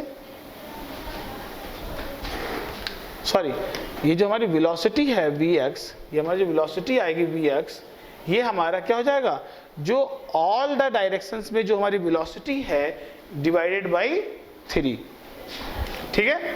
जो हमारी Vx आ जाएगी, Vx क्या आ जाएगी, VRMS डिवाइडेड बाई 3। समझ में आती बात, ठीक है। तो इस चीज को आप यहाँ पे पुट कर सकते हो। चलिए ये हमारा क्या है, वॉल्यूम है। यहाँ पे हम क्या लिख सकते हैं, VRMS। यहाँ पे क्या लिख सकते हैं, चलिए फिर से लिख लेते हैं, P is equal to minus M VRMS का whole square divided by capital V। V क्या है, capital V is, this is volume, है याद रखना है आपको। क्या हो जाएगा, इनटू VRMS डिवाइड बाई 3। तो ये हमारा निकल के आया कि एक मॉलिक्यूल, अगर हमारे पास कितना हो, एक मॉलिक्यूल हो, तो वो कितना प्रेशर एक्सर्ट करेगा किसी भी वॉल के ऊपर। चलिए इसको नोट करिए, फिर मैं आपको आगे बताता हूँ। स्टूडेंट्स एक मैं छोटा सा पे करेक्शन बताऊंगा आपको। करेक्शन हमारा ये है कि ये जो हमारा फोर्स आया कितना आया, बहुत ही स्मॉल फोर्स आया। देखिए ये क्या होगा, ये हमारा जो फोर्स आएगा ये हमारा एक मॉलिक्यूल के लिए है, या फिर इसको ठीक है, इसको हम एक मॉलिक्यूल्स के लिए रख लेते हैं, एक मॉलिक्यूल के लिए रख लेते हैं। बट अगर हमको टोटल प्रेशर निकालना है, ये किसके लिए आया, वन मॉलिक्यूल के लिए। अभी हम आपको बताते हैं कि कैसे हम निकालेंगे कंप्लीट, अगर एक मोल के लिए निकालना हो। चलिए तो हम लोग देखते हैं कि देखिए आपको पता है क्या ये माइनस साइन का कोई सिग्निफिकेंस है, कोई भी सिग्निफिकेंस नहीं है। क्यों, क्योंकि pressure is a scalar quantity. हमने एक दिन डिस्कस किया था, प्रेशर हमारी, प्रेशर और जो स्ट्रेस पढ़ाया था, प्रेशर हमारी कैसी क्वांटिटी, एक कैसी क्वांटिटी है, एक स्केलर क्वांटिटी है। फोर्स तक तो सही है कि फोर्स कैसा होगा, मोमेंटम कैसे है, सब जितने वेक्टर क्वांटिटीज हैं उनके साथ साइन का मीनिंग होता है। बट जब भी आप क्या पढ़ते हैं, ये क्या पढ़ते हैं बताइए, जब भी आप पढ़ते हैं क्या कोई भी स्केलर क्वांटिटी, उसके साथ साइन का कोई मीनिंग नहीं होता, ठीक है, until unless it is not with magnitude, है ना, कि अगर किसी चीज की मैग्नीट्यूड नेगेटिव है तब तो। लेकिन जब भी हम स्केलर क्वांटिटीज पढ़ते हैं, इसमें कोई भी चीज, इस निगेटिव साइन का कोई भी मीनिंग नहीं है। तो ये कैसी हमारी क्वांटिटी है, स्केलर क्वांटिटी, तो हमने इसमें माइनस साइन हटा दिया। देखिए ये क्या है, फॉर वन मॉलिक्यूल है। बताइए अगर हमको निकालना हो कंप्लीट मॉलिक्यूल्स के लिए तो हम कैसे निकालेंगे। कंप्लीट मॉलिक्यूल्स के लिए क्या करेंगे, हम इसमें क्या ले लेंगे, समेशन ले लेंगे फ्रॉम 1 to n, है ना, 1 to n जितने हमारे टोटल मॉलिक्यूल्स हैं, तो इसके साथ भी समेशन ले लेंगे, ठीक है। जब दोनों और हम समेशन ले लेंगे तो जो हमारा प्रेशर जो P टोटल निकल के आएगा, ठीक है, प्रेशर जो हमारा P टोटल ये 1 मॉलिक्यूल्स के लिए है, किसके लिए है, 1 मॉलिक्यूल के लिए। हम P टोटल को हम लोग P रखेंगे, ठीक है। जो हमारा P टोटल निकल के आएगा वो कितना हो जाएगा, M, अगर सभी अगर मॉलिक्यूल्स के मास को ऐड कर दोगे तो लेट्स सपोज ये हमारा कोई M नॉट आ जाता है, ठीक है। याद रखिएगा M नॉट हमारा क्या है, टोटल मास, M नॉट हमारा क्या है, टोटल मास, ठीक है, याद रखिएगा। अभी एक और आएगा कैपिटल M, वो होगा हमारा मोलर मास, ठीक है। ये हमारा थ्रू आउट यही चलेगा। और जो स्मॉल m रहेगा, मास ऑफ 1 मॉलिक्यूल, ठीक है। और जो हमारे पास n होंगे, total number of molecule, total number of molecule. और जो Na होगा वो क्या हो जाएगा, एवोगाड्रो नंबर, ठीक है। ये टर्मिनोलॉजीज हमारी थ्रू आउट चलेगी, ठीक है, तो आपको याद रखना है। तो बताइए यहाँ पे क्या हो गया, m नॉट VRMS, वो तो रहेगी वेलोसिटी, VRMS का होल स्क्वायर, है ना, VRMS का स्क्वायर डिवाइडेड बाई 3V। अच्छा, इसको क्या लिख सकते हैं आप, m/v is equal to rho, density. Rho क्या हो गई हमारी, बताइए, रो हमारी क्या है, डेंसिटी, ठीक है। तो P टोटल जो निकल के आ गया वो, इसको या P टोटल है, इसको हम P लिखें, जो हमारा P निकल के आया वो कितना आया बताइए, रो वी आर एम एस का होल स्क्वायर, क्योंकि वेलोसिटी तो वी आर एम एस अभी हमने किसके लिए निकाली, एक मॉलिक्यूल के लिए निकाली थी। जब हम निकालेंगे क्या, कंप्लीट सभी के सभी मॉलिक्यूल्स को ले लेंगे तो क्या हो जाएगा, वी आर एम एस तो पूरे n मॉलिक्यूल्स की वी आर एम एस हमारी हो जाएगी। ठीक है, तो जो हमारी वी आर एम एस हो जाएगी क्या हो जाएगी, वी आर एम एस हो जाएगी, V R M S divided by what 3। ठीक है, तो यहाँ से हम प्रेशर निकाल सकते हैं। दूसरा क्या तरीका है, दूसरा क्या कर सकते हैं हम यहाँ पे, दूसरा हम ये कह सकते हैं कि अगर हमको वी आर एम एस निकालना हो, क्या निकालना हो, वी आर एम एस निकालना हो तो कितना हो जाएगा, 3p बाई रो का अंडर रूट। ये हमारा आ गया वी आर एम एस। ठीक है, तो हमारा एक वी आर एम एस हम ऐसे निकाल सकते हैं। ठीक है, ये हमेशा वी आर एम एस की सही वैल्यू देगा। अगर आपको किसी भी उसका प्रेशर पता है, डेंसिटी पता है, तो यहाँ से आप क्या फाइंड कर सकते हैं बताइए, यहाँ से आप प्रेशर फाइंड कर सकते हैं। बट ये वाली इक्वेशन हम सबसे ज़्यादा नहीं यूज़ करेंगे, हम लोग जो यूज़ करते हैं उस इक्वेशन को अभी हम लोग डिराइव करेंगे। वो देखिए कैसे डिराइव करेंगे। वो जो इक्वेशन हम लोग डिराइव करेंगे क्या होता है आपको पता है, PV is equal to RT for 1 mole. बताइए, फॉर 1 मोल हमने बता दिया आपको, 1 मोल के लिए हमने लिखा है। तो यहाँ से क्या हम प्रेशर को रिप्लेस कर सकते हैं, हाँ, pressure is equal to RT by V लिख सकते हैं, बताइए। ठीक है, RT बाई V। अब देखिए यहाँ पे जो वॉल्यूम आएगा क्या आएगा, ये मोलर वॉल्यूम आएगा। क्या आएगा, मोलर वॉल्यूम, 1 मोल का कितना वॉल्यूम है। ठीक है, तो जो भी आगे कैलकुलेशन कर रहे हैं वो सब 1 मोल के लिए है। तो V R M S is equal to under root कितना हो जाएगा, 3RT, P की जगह पे 3RT by rho into we हो जाएगा। बताइए, यहां से हमारा वी आर एम एस जो निकल के आएगा वो कितना जाएगा, रो इंटू वी क्या हो जाएगा, मोलर मास m। याद रखिएगा टर्मिनोलॉजीज, अगर आप नहीं याद रखें, नहीं फॉलो करेंगे तो आपका गड़बड़ हो जाएगा। 3RT by capital M। ठीक है, एक तो हमारे पास ये निकल के आ गया। दूसरा हम लोग ये किसके लिए आया, जब आपके पास 1 मोल पता है। ठीक है, दूसरा क्या कर सकते हैं हम, V R M S is equal to, क्या हम इसको अगर और तोड़ के लिखना चाहें तो कैसे लिख सकते हैं, 3R को हम लोग क्या लिख सकते हैं बताइए, R को हम लोग क्या लिख सकते हैं, या फिर हम लोग R को R रहने दें, M को मोलर मास को क्या लिख सकते हैं, स्मॉल m इंटू Na। अभी मैंने बताया, तो ये कितना हो गया, 1 मोल हो गया है ना। तो ये जो वैल्यू होती है, इसकी वैल्यू अभी मैंने शुरुआत में पढ़ी थी, एक कांस्टेंट था, क्या था ये, बोल्ट्जमैन कांस्टेंट, बोल्ट्जमैन कांस्टेंट। ये हमारा हो जाएगा, क्या हो जाएगा, स्मॉल k। ठीक है, तो अब हम क्या कर सकते हैं, V R M S is equal to under root 3KT by M। देखिए अभी हम आर एम एस की, और यहाँ से क्या निकल के आ गया है, यहाँ से और यहाँ से हम देख सकते हैं कि जो वी आर एम एस है which is directly proportional to root of temperature. मैंने बताया था कि टेम्परेचर के साथ प्रोपोर्शनल होता है। वी आर एम एस या कोई भी वेलोसिटी, जो भी हमारी वेलोसिटी रहेगी वो बढ़ेगी या घटेगी, वो टेम्परेचर पे डिपेंड करेगी। चलिए, तो यहाँ तक हम लोग आ गए हैं।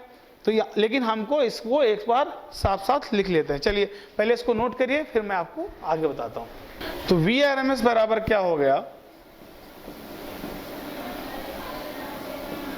V R M S is equal to under root 3p by rho is equal to, बताइए, 3p by rho is equal to under root 3RT by rho 3RT by M is equal to under root 3KT by small m। देखिए सभी फॉर्मूले VRMS ही देंगे। ये क्या है, एक molecule के लिए हो गया। अगर आपको एक मॉलिक्यूल के बारे में पता है तो यहाँ पे जो मास रखेंगे किसका रखेंगे, एक मॉलिक्यूल का। यहाँ पे जो मास रखेंगे किसका रखेंगे, मोलर मास, और यहाँ पे जो प्रेशर रखेंगे वो इंटायर प्रेशर रखेंगे। ठीक है, तो इसको आप VRMS की तीनों फार्मूले नोट करिए, फिर हम आपको आगे बताते हैं कि दो और वेलोसिटीज होती हैं। एक और वेलोसिटी होती है कि आपने एक तो पढ़ ली थी, कौन सी वेलोसिटी पढ़ी थी, मोस्ट प्रोबेबल वेलोसिटी। दूसरी आपने कौन सी वेलोसिटी पढ़ी, VRMS वेलोसिटी। तीसरी एक और वेलोसिटी होती है, उसको अभी हम देखते हैं। चलिए पहले इसको आप नोट करिए, फिर आगे देखते हैं। सो द नेक्स्ट इज, पहले तो ये बात तो मैंने आपको बता दी, रूट मीन स्क्वायर वेलोसिटी कौन कौन सी थी, 3p/ρ, 3RT/m। m क्या है, ये m नॉट नहीं है, रिमेंबर याद रखना है, m है क्या है, मोलर मास, और 3kT/m। m क्या है, मॉलिक्यूलर मास। यहाँ पे क्या है, अगर आपको दो वेलोसिटीज मैंने बता दी, मोस्ट प्रोबेबल वेलोसिटी, दूसरी एक बताई मैंने RMS वेलोसिटी, तीसरी जो वेलोसिटी होती है एवरेज वेलोसिटी, इनका डेरिवेशन बहुत ही ज़्यादा कॉम्प्लिकेटेड है, आपके सिलेबस में नहीं है। इवन VRMS को भी आपको सिलेबस में कभी कभी प्रेशर एक्सर्टेड बोर्ड्स एग्जाम में पूछा जाता है, बट कंपटीशन में तो कोई डेरिवेशन पूछने वाला नहीं, बट आपको कॉन्सेप्ट पता होना चाहिए कि कैसे किया जाता है। उसके बाद क्या है, V एवरेज वेलोसिटी जो होती है वो क्या होती है, 8p/π ρ, 8RT/π, ये जो हमारे पास है। और जो हमारे पास मोस्ट प्रोबेबल वेलोसिटी है, मैंने आपको बता दी है मोस्ट प्रोबेबल वेलोसिटी, इसकी वैल्यूज नहीं बताई थी, डिफाइन मैंने करा दिया था। तो मोस्ट प्रोबेबल वेलोसिटी जो होती है कितना, 2p/ρ और 2RT/m और 2kT/m। अच्छा, उसके बाद क्या है कि सबसे ज़्यादा कौन सी वेलोसिटी होती है, उसका ये भी मैंने एक लिख दिया है रिलेशन, जैसा कि अभी आपने देखा भी, क्या है, VRMS into is directly proportional to √T, तो यहाँ से आप डायरेक्टली देख सकते हैं, और उनका अगर रिलेशन लिखना चाहें तो ऐसे लिख सकते हैं। अगर आपको कभी भी टेम्परेचर फाइंड आउट करना है, रेशियोज फाइंड आउट करना है, तो आप लिख सकते हैं। चलिए अभी हम आपको एक ग्राफ बताते हैं, उस ग्राफ से आपको थोड़ी सी अंडरस्टैंडिंग डेवलप हो जाएगी कि ये जो हमारे रेशियोज हैं या फिर जो वेलोसिटीज़ हैं वो कैसी वेरी करती हैं। देखिए अभी ये सेम ग्राफ है जो डिस्ट्रीब्यूशन वाला भी ग्राफ बनाया था मैंने, है ना, वही ग्राफ मैं फिर से बना रहा हूँ। कौन सा ग्राफ है ये, मैक्सवेल डिस्ट्रीब्यूशन जो हमारा ग्राफ है वो मैं ग्राफ बना रहा हूँ, फिर से बना रहा हूँ। ये कोई हमारा मैक्सवेल डिस्ट्रीब्यूशन ग्राफ है। तो बताइए ये कौन सी वेलोसिटी थी, VMP, और ये जो वेलोसिटी होती है। अच्छा चलिए इसके पहले आपको हम एक आइडिया दे देते हैं। बताइए रेशियो अगर आपको लिखना हो क्या है, VRMS race to what, V average race to V most probable. चलिए क्या हो जाएगा, देखिए p/ρ कॉमन है 3, 8/π p/ρ कॉमन 2, तो कितना रेशियो आ गया, यहाँ से आप डायरेक्ट लिख सकते हैं √3 रेस टू √π/8/π और रेस टू बोलिए √2। अच्छा जो सबसे ज़्यादा वेलोसिटी होती है, सॉरी एवरेज, हाँ मोस्ट प्रोबेबल, ठीक है, हाँ सही है। तो देखिए मोस्ट प्रोबेबल वेलोसिटी कैसी है, उसके बाद सबसे कम कौन सी होती है, मोस्ट प्रोबेबल वेलोसिटी कितनी है, √2 रेशियो आया है। एवरेज वेलोसिटी उससे ज़्यादा कितनी, यहाँ पे क्या हो जाएगी, V एवरेज, और यहाँ कहीं क्या लाई करेगा, VRMS। जो VRMS वेलोसिटी जो होती है, VRMS वेलोसिटी तो सबसे ज़्यादा होती है। VRMS वेलोसिटी क्या है, तो यहाँ से एक चीज़ क्या निकल के आई कि VRMS is greater than V average is greater than V most probable. ये रिलेशन एग्जाम में पूछा जाता है, ये रेशियो एग्जाम में पूछा जाता है, इसलिए आपको ये रेशियो और ये रिलेशन आपको याद रहे कि कौन सी वेलोसिटी बड़ी है, क्योंकि बहुत कंफ्यूजन होता है। ये देख रहे हैं फ्रैक्शन सबसे ज़्यादा है, फ्रैक्शन सबसे ज़्यादा है, सबसे ज़्यादा मॉलिक्यूल्स की वेलोसिटी क्या होगी, मोस्ट प्रोबेबल वेलोसिटी, उससे कम एवरेज, उससे कम आरएमएस, लेकिन सबसे ज़्यादा वेलोसिटी कौन सी होगी? आरएमएस वेलोसिटी, फिर एवरेज वेलोसिटी, फिर मोस्ट प्रोबेबल वेलोसिटी। ठीक है, तो आप इसको नोट करिए, फिर हम लोग आगे देखते हैं। Okay, so the next is translational kinetic energy of the gas. देखिए, कोई भी आपके पास जो भी आपने अभी पढ़ा, क्या पढ़ा कि देखिए आपने 3 वेलोसिटीज पढ़ी, most probable, average and RMS. But सबसे इंपॉर्टेंट जो वेलोसिटी है वो आपकी वेलोसिटी है वीआरएमएस। क्यों? क्योंकि जितने भी कैलकुलेशंस हम लोग करते हैं पूरी, देखिए आपको पता है कि जब भी हम कौन सी गैसेस पढ़ रहे हैं, आइडियल गैसेस को लेके पढ़ते हैं। और आइडियल गैसेस के लिए एक बात हमेशा याद रखनी है कि उनकी पोटेंशियल एनर्जी कैसी है? 0। तो उनकी पोटेंशियल एनर्जी का 0 है, तो बताइए उनके पास कौन सी एनर्जी होगी? उनके पास ट्रांसलेशनल काइनेटिक एनर्जी होगी। ट्रांसलेशन मतलब कि किसी भी एक डायरेक्शन में, किसी एक डायरेक्शन मतलब 1 2 3 जो ट्रांसलेशनल एक्सिस हैं उनकी तरफ, एक्स वाई जेड।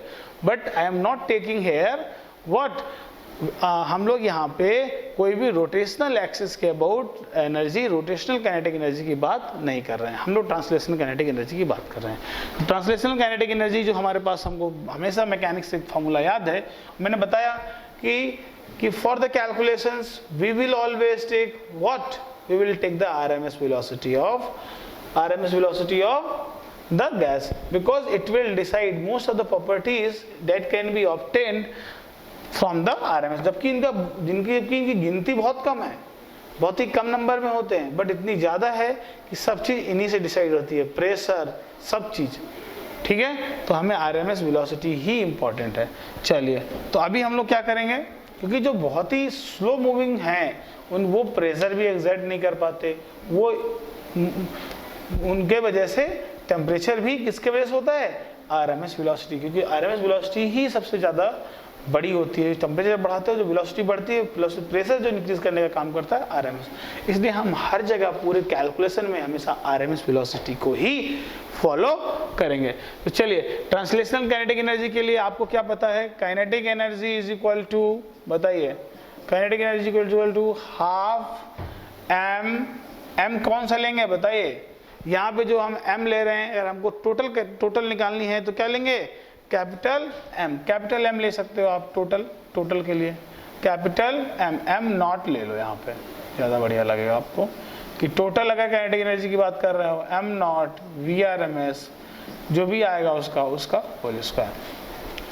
ठीक है, तो आपको क्या पता है? M नॉट क्या हमारा टोटल है, हमने बताया आपको क्या, टोटल मास है ना। तो कितना हो जाएगा? हाफ M नॉट की जगह पे क्या लिख सकते हैं? रो इनटू टोटल वॉल्यूम लिख सकते हैं, VRMS का होल स्क्वायर। बताइए, अगर आप 3 से मल्टीप्लाई करें, 3 से डिवाइड करें तो क्या हो जाएगा? देखिए, क्या ये आपको एक चीज नहीं नजर आ रही है? रो, आपको क्या पता था कि प्रेशर इज इक्वल टू क्या होता है? प्रेशर इज इक्वल टू रो, बताइए, रो VRMS का होल स्क्वायर बाई 3।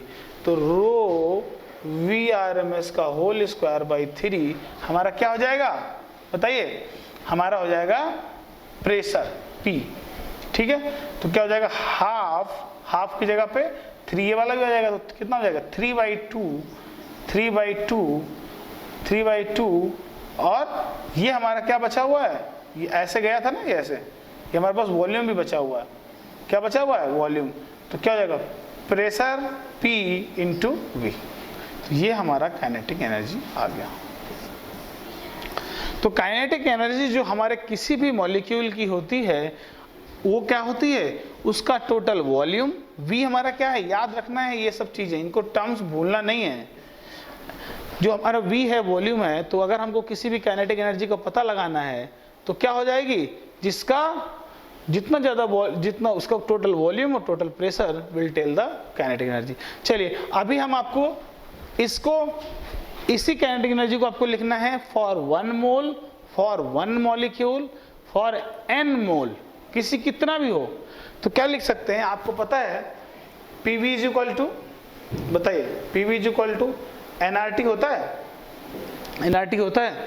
तो अगर आपको यही इक्वेशन किसके लिए लिखनी है?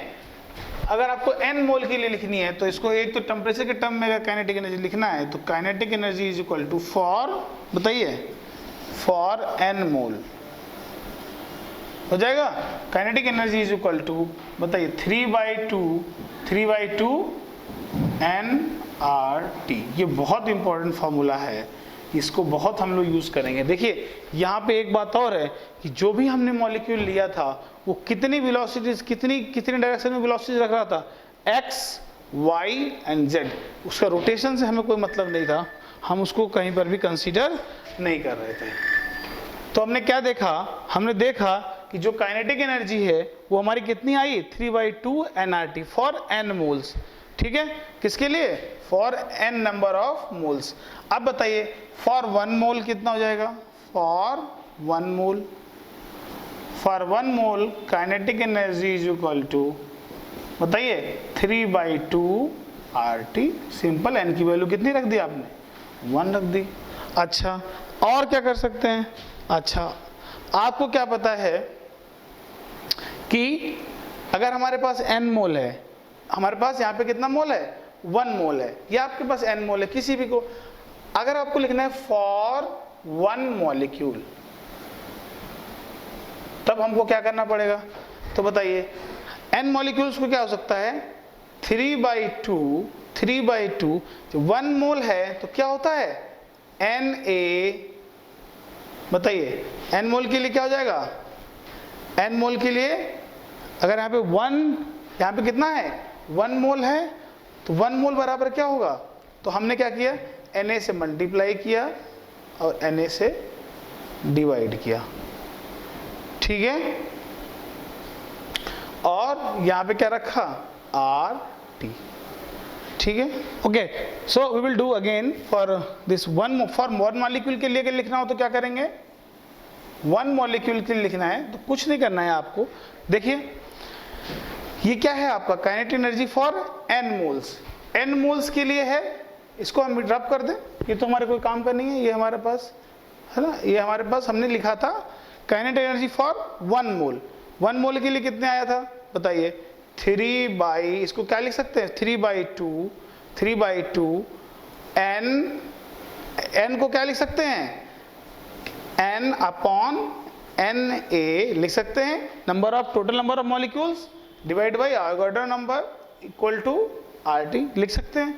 और आपको पता है ये क्या होता है हमारा, ये हमारा होता है K, और n बराबर कितना रखना पड़ेगा, 1। तो हमारे पास जो काइनेटिक एनर्जी निकल के आएगी, जो हमारी काइनेटिक एनर्जी निकल के आएगी, बताइए, जो हमारे पास काइनेटिक एनर्जी निकल के आएगी, जो हमारे पास काइनेटिक एनर्जी निकल के आएगी वो हमारी कितनी निकल के आएगी, काइनेटिक एनर्जी जो हमारी निकल के आएगी वो आएगी 3/2 n इज इक्वल टू कितना रखा है, 1। ठीक है, तो n रखेंगे 1 तो कितना जाएगा, KT। ये बात याद रखनी है। ठीक है, तो चलिए मैं एक बार फिर से लिख देता हूं अलग अलग जगह पे, बात समझ में आ गई। देखिए फिर से रिवाइज करा देता हूं। अगर आपके पास काइनेटिक एनर्जी निकल के आई थी ये, अगर n मोल के लिए रखना है तो PV इज इक्वल टू क्या लिख सकते हैं, बताइए, यहाँ पे मैंने क्या लिखा था, PV is equal to nRT। PV की जगह पे मैंने क्या रखा, nRT। कितने मोल्स के लिए आ गई, n मोल्स के लिए। अभी आपको क्या करना है, अगर आपको 1 मोल के लिए रखना है तो n बराबर कितना रखोगे, 1। अगर आपको एक मॉलिक्यूल के लिए निकालना है तो मैंने इस वाले को जो जनरल फार्मूला था उसको मैंने इसे लिख लिया, 3/2, जो n को क्या लिख सकते हो, number of molecules divide by Avogadro number, और RT जो आपका था RT। लेकिन हमने क्या किया, R/Na को क्या लिख सकते हैं, K मतलब बोल्ट्जमैन कांस्टेंट। n कितना रखेंगे फॉर 1 मॉलिक्यूल के लिए, 1। तो क्या आ गया, 3/2 KT। चलिए इसे नोट करिए, फिर हम लोग आगे देखते हैं। सो स्टूडेंट्स, हमारा जो हमारा नेक्स्ट टॉपिक है वो है डिग्री ऑफ फ्रीडम। क्या होता है degree of freedom, the independent ways a system can have energy is defined as the degree of freedom। देखिए कोई भी सिस्टम है, कितनी डायरेक्शंस में या कितने डिफरेंट तरीके से उसके अंदर एनर्जी हो सकती है। अभी जो हम लोग यहाँ पे पढ़ रहे हैं वो क्या पढ़ रहे हैं, अभी हम लोग पढ़ रहे हैं गैसेस। तो गैसेस हमारी कैसे हो सकती हैं? गैसेस हमारी मोनोटॉमिक हो सकती हैं, गैसेस हमारी डायटॉमिक हो सकती हैं, और गैसेस हमारी मल्टी एटॉमिक या फिर कैसी हो सकती हैं? डायटॉमिक, लीनियर और मल्टी एटॉमिक हो सकती हैं। मल्टी एटॉमिक, नॉन लीनियर, ये इंपॉर्टेंट है। हो सकता है कोई मल्टी एटॉमिक हो और लीनियर हो, तो वो भी केस हो सकता है, but multi atomic non linear, है ना, ये भी केस हो सकता है, या मल्टी एटॉमिक लीनियर, ये भी एक केस हो सकता है। तो अलग अलग जो हमारे पास गैसेस हैं, अलग अलग जो टाइप्स की गैसेस हैं, they will have their different kind of energy in different directions.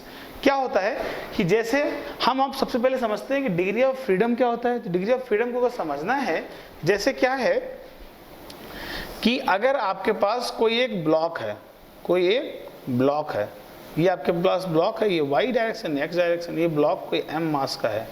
अब बताइए, अगर आपसे कहें हम इसकी डिग्री ऑफ फ्रीडम कितनी है, तो ये क्या है, ये केवल इस डायरेक्शन में जा सकता है और इस डायरेक्शन में जा सकता है। तो किस डायरेक्शन में मूव कर रहा है? Only in x direction. केवल ये किस में जा रहा है? x direction. y डायरेक्शन में इसका कोई मूवमेंट नहीं है। अगर कोई भी चीज जो स्ट्रेट लाइन में जा रही है, किस में जा रही है? Moving in straight line. बताइए, मूविंग इन स्ट्रेट लाइन। अगर ये स्ट्रेट लाइन में जा रहा है तो उसे हम बोलेंगे it has the degree of freedom, degree of freedom is equal to 1। ठीक है। और दूसरी कोई एक बॉडी है जो कैसे मूव कर रही है? ये कोई बॉडी है, ये हमारे पास y डायरेक्शन है, ये हमारे पास x डायरेक्शन है, और जो दूसरी कोई हमारी बॉडी m है वो कोई ऐसे मूव कर रही है। बताइए, ये कोई वेलोसिटी v से मूव कर रही है, तो ये इसके पास क्या है? बताइए, ये अगर कोई वेलोसिटी v से मूव करे, जैसे हम लोगों का चलना, हम लोग कैसे चलते हैं? क्या स्ट्रेट लाइन में चलते हैं? नहीं। उड़ सकते हैं? नहीं उड़ सकते हैं। तो किस डायरेक्शन में जा सकते हैं? तो हम किसी x डायरेक्शन में जाएं, सीधे चले जाएं, या हम किसी इस डायरेक्शन में चले जाएं। अपने हाथ के ऐसे परपेंडिकुलर जा सकते हैं ना, तो ये अगर x है तो ये हमारा y है। तो हम क्या कर सकते हैं, जब अगर कोई चीज अर्थ पे मूव कर रही है, किसी प्लेन पे मूव कर रही है, मूविंग ऑन प्लेन, बताइए, मूविंग ऑन प्लेन, अगर कोई चीज प्लेन पे मूव कर रही है तो उसमें जो number of degree of freedom होंगे वो कितने होंगे? x and y degree of freedom जो इसके हो जाएंगे वो हो जाएंगे आपके पास 2। ठीक है, 2 हो गए। अच्छा, और क्या हो सकता है? और क्या हो सकता है कि अगर कोई भी बॉडी, लाइक यही बॉडी थी और ये अगर बॉडी कैसे है, हमारे पास तीनों एक्सिस में, और ये बीच में कहीं पर है, और इसके पास x, y और z तीनों डायरेक्शन में इसके पास कोई वेलोसिटी है। तो अगर इसके पास तीनों डायरेक्शन में कोई वेलोसिटी है तो इसके पास जो डिग्री ऑफ फ्रीडम हो जाएगी, डिग्री ऑफ फ्रीडम हो जाएगी, वो कितनी हो जाएगी? 3। ठीक है, डिग्री ऑफ फ्रीडम कितनी हो जाएगी? 3। तो हमारे पास कैसा केस हो गया? 1 केस, 2 केस और तीसरा केस हो गया। एक और केस होता है, आप इसको नोट करिए, फिर मैं आपको फटाक से बताता हूं।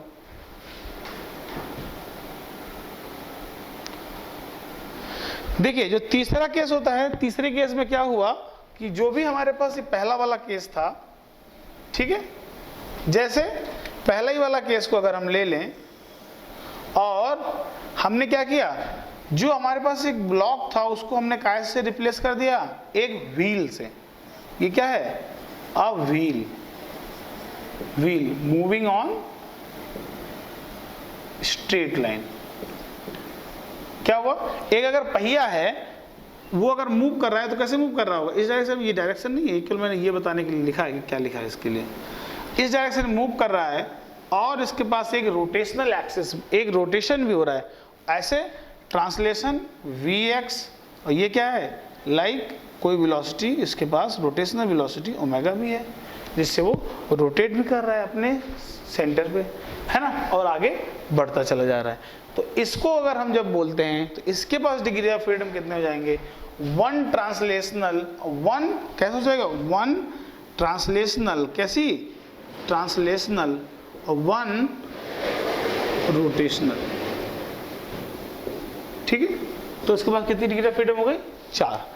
ठीक है, तो इसको नोट कर लीजिए। यही वाला केस रह गया, तो वाला केस तो दोनों मैंने नोट करा दिए। इसे नोट करिए, फिर हम लोग आगे दिखता है। So next is monoatomic gas. अभी अब तक हमने क्या देखा? अभी तक हमने देखा कि हमारे पास डिग्री ऑफ फ्रीडम कैसे कैसे वेरी कर रहे थे।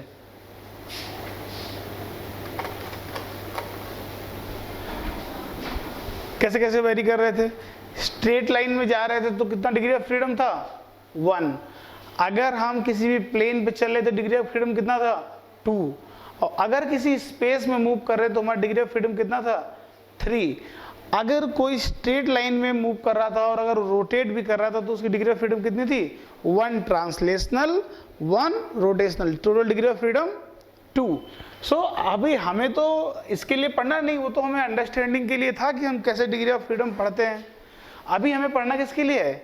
गैसेस के लिए। जैसे हमारे पास मोनोटॉमिक गैस है, मोनोटॉमिक गैसेस का एग्जांपल बता सकते हैं? क्या होगा? जैसे आर्गन है, हीलियम है, तो जो भी इनर्ट गैसेस हैं normally they are monatomic gases, है ना। और ये सब कैसी गैसेस हैं? आइडियल गैसेस हैं।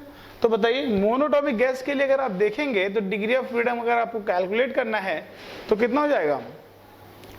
कैसा होगा? मोनो होगा, सिंगल होगा। एक्स वाई एंड जेड तीनों डायरेक्शन में जा सकता है ना। बट क्या ये रोटेशन इसकी डिग्री ऑफ फ्रीडम होगी? नहीं, अपनी एक्सिस पे रोटेट करेगा क्योंकि ये बहुत ही छोटा होता है, इसका मोमेंट ऑफ इनर्शिया बहुत ही कम होता है, इसलिए हम इसकी रोटेशनल काइनेटिक एनर्जी को निगलेक्ट कर देंगे। ठीक है, उसको हम कंसीडर नहीं करेंगे। ओके, तो फिर अब आप मुझे बता दीजिए इसकी डिग्री ऑफ फ्रीडम कितनी हो जाएगी? Degree of freedom for monatomic कितना हो जाएगा? Is equal to 1। अच्छा, डाइएटॉमिक के लिए कितना हो जाएगा? डाइएटॉमिक गैसेस कौन कौन सी हैं? जैसे H2, O2, N2, जितनी भी गैसेस हैं ये कैसी हैं? डाइएटॉमिक गैसेस हैं। डाइएटॉमिक गैसेस के लिए क्या हो जाएगा? डाइएटॉमिक में कैसे होगा कि एक यहाँ होगा, डंबल में ऐसे बंधे होंगे, है ना, डंबल में ऐसे बंधे होंगे, तो उनके पास क्या होगा? इनके पास 3 तो ये वाली होंगी क्योंकि वो फ्री है, हवा में मूव कर रहा है ना, स्पेस में मूव कर रहा है, तो 3 डिग्री ऑफ फ्रीडम तो वही हो गई। बताइए 3 तो डिग्री ऑफ फ्रीडम वही वाली हो गई, बट इसमें एडिशनल 2 डिग्री ऑफ फ्रीडम होगी। कौन कौन सी? इसके अबाउट, देखिए इसके और इसके अबाउट, है ना, 1 एक्सिस एंड 2 एक्सिस। बट जो हमारी एक्सिस, तीसरी एक्सिस जो उसके सेंटर से पास हो रही होगी, उसमें अगर कोई रोटेशन हो रहा होगा उसके वजह से जो डिग्री ऑफ फ्रीडम होगी, क्योंकि उसमें एनर्जी इतनी कम है, क्यों? Same as this, moment of inertia बहुत कम है, डिग्री ऑफ, इसमें हमारी जो एनर्जी होगी बहुत कम होगी, तो हमारे पास कौन सी लेंगे? ओनली 3 तो हमारी ट्रांसलेशन हो जाएगी। कौन कौन सी जाएंगी? Degree of freedom is equal to, sorry यहाँ पे 3 है भाई, डिग्री ऑफ फ्रीडम ट्रांसलेशन वाली कितनी हो गई? 3। डिग्री ऑफ फ्रीडम, बताइए डिग्री ऑफ फ्रीडम रोटेशनल कितनी हो गई? 2। ठीक है, तो ये हो गया हमारा। तीसरा हमारा केस क्या होता है? तीसरा हमारा केस होता है, बताइए, तीसरा हमारा केस होता है मल्टी एटॉमिक। क्या होगा? मल्टी एटॉमिक, बट यहां पे कैसा होना चाहिए? Non linear. अगर ये लीनियर हो जाएगा तो केस कौन सा हो जाएगा? ये। तो इसमें टोटल डिग्री ऑफ फ्रीडम कितनी हो जाएंगी? डिग्री ऑफ फ्रीडम टोटल कितनी हो जाएंगी? वो हमारी हो जाएंगी कितनी? 3 to 5। ठीक है, तो मल्टी एटॉमिक, अगर मल्टी एटॉमिक है, sorry multi atomic non linear के लिए कितनी हो जाएगी? मल्टी एटॉमिक नॉन लीनियर जैसे क्या है? CH4, है ना, CH4 हो गया, और भी जो भी हमारे मल्टी एटॉमिक गैसेस होती हैं, तो उनके लिए क्या हो जाएगा? अगर अब हम कोई भी बात करेंगे तो इनका 3 डायमेंशन में स्ट्रक्चर है, तो इनके पास जो हम इस वाले केस में एक रोटेशनल अबाउट द एक्सिस, जो सेंटर से पास हो रही थी, उस एक्सिस के अबाउट जो हमने kinetic energy, rotational kinetic energy नहीं ली थी, बट यहाँ पे हम उसको ले सकते हैं। तो बताइए यहाँ पे क्या हो जाएगा? डिग्री ऑफ फ्रीडम कितना हो जाएगा? डिग्री ऑफ फ्रीडम ट्रांसलेशन कितनी हो जाएगी? 3। डिग्री ऑफ फ्रीडम ट्रांसलेशन 3, और degree of freedom rotation degree of freedom rotation कितनी हो जाएगी 3, और टोटल जो डिग्री ऑफ फ्रीडम हो जाएंगी वो कितनी हो जाएंगी, डिग्री ऑफ फ्रीडम टोटल कितनी हो जाएंगी बताइए 6। ठीक है, तो अगर हम बात करें कि रूम टेम्परेचर पर, अगर हम बात करें रूम टेम्परेचर पर किसी की मैक्सिमम डिग्री ऑफ फ्रीडम कितनी हो सकती है, तब आप कहोगे 6।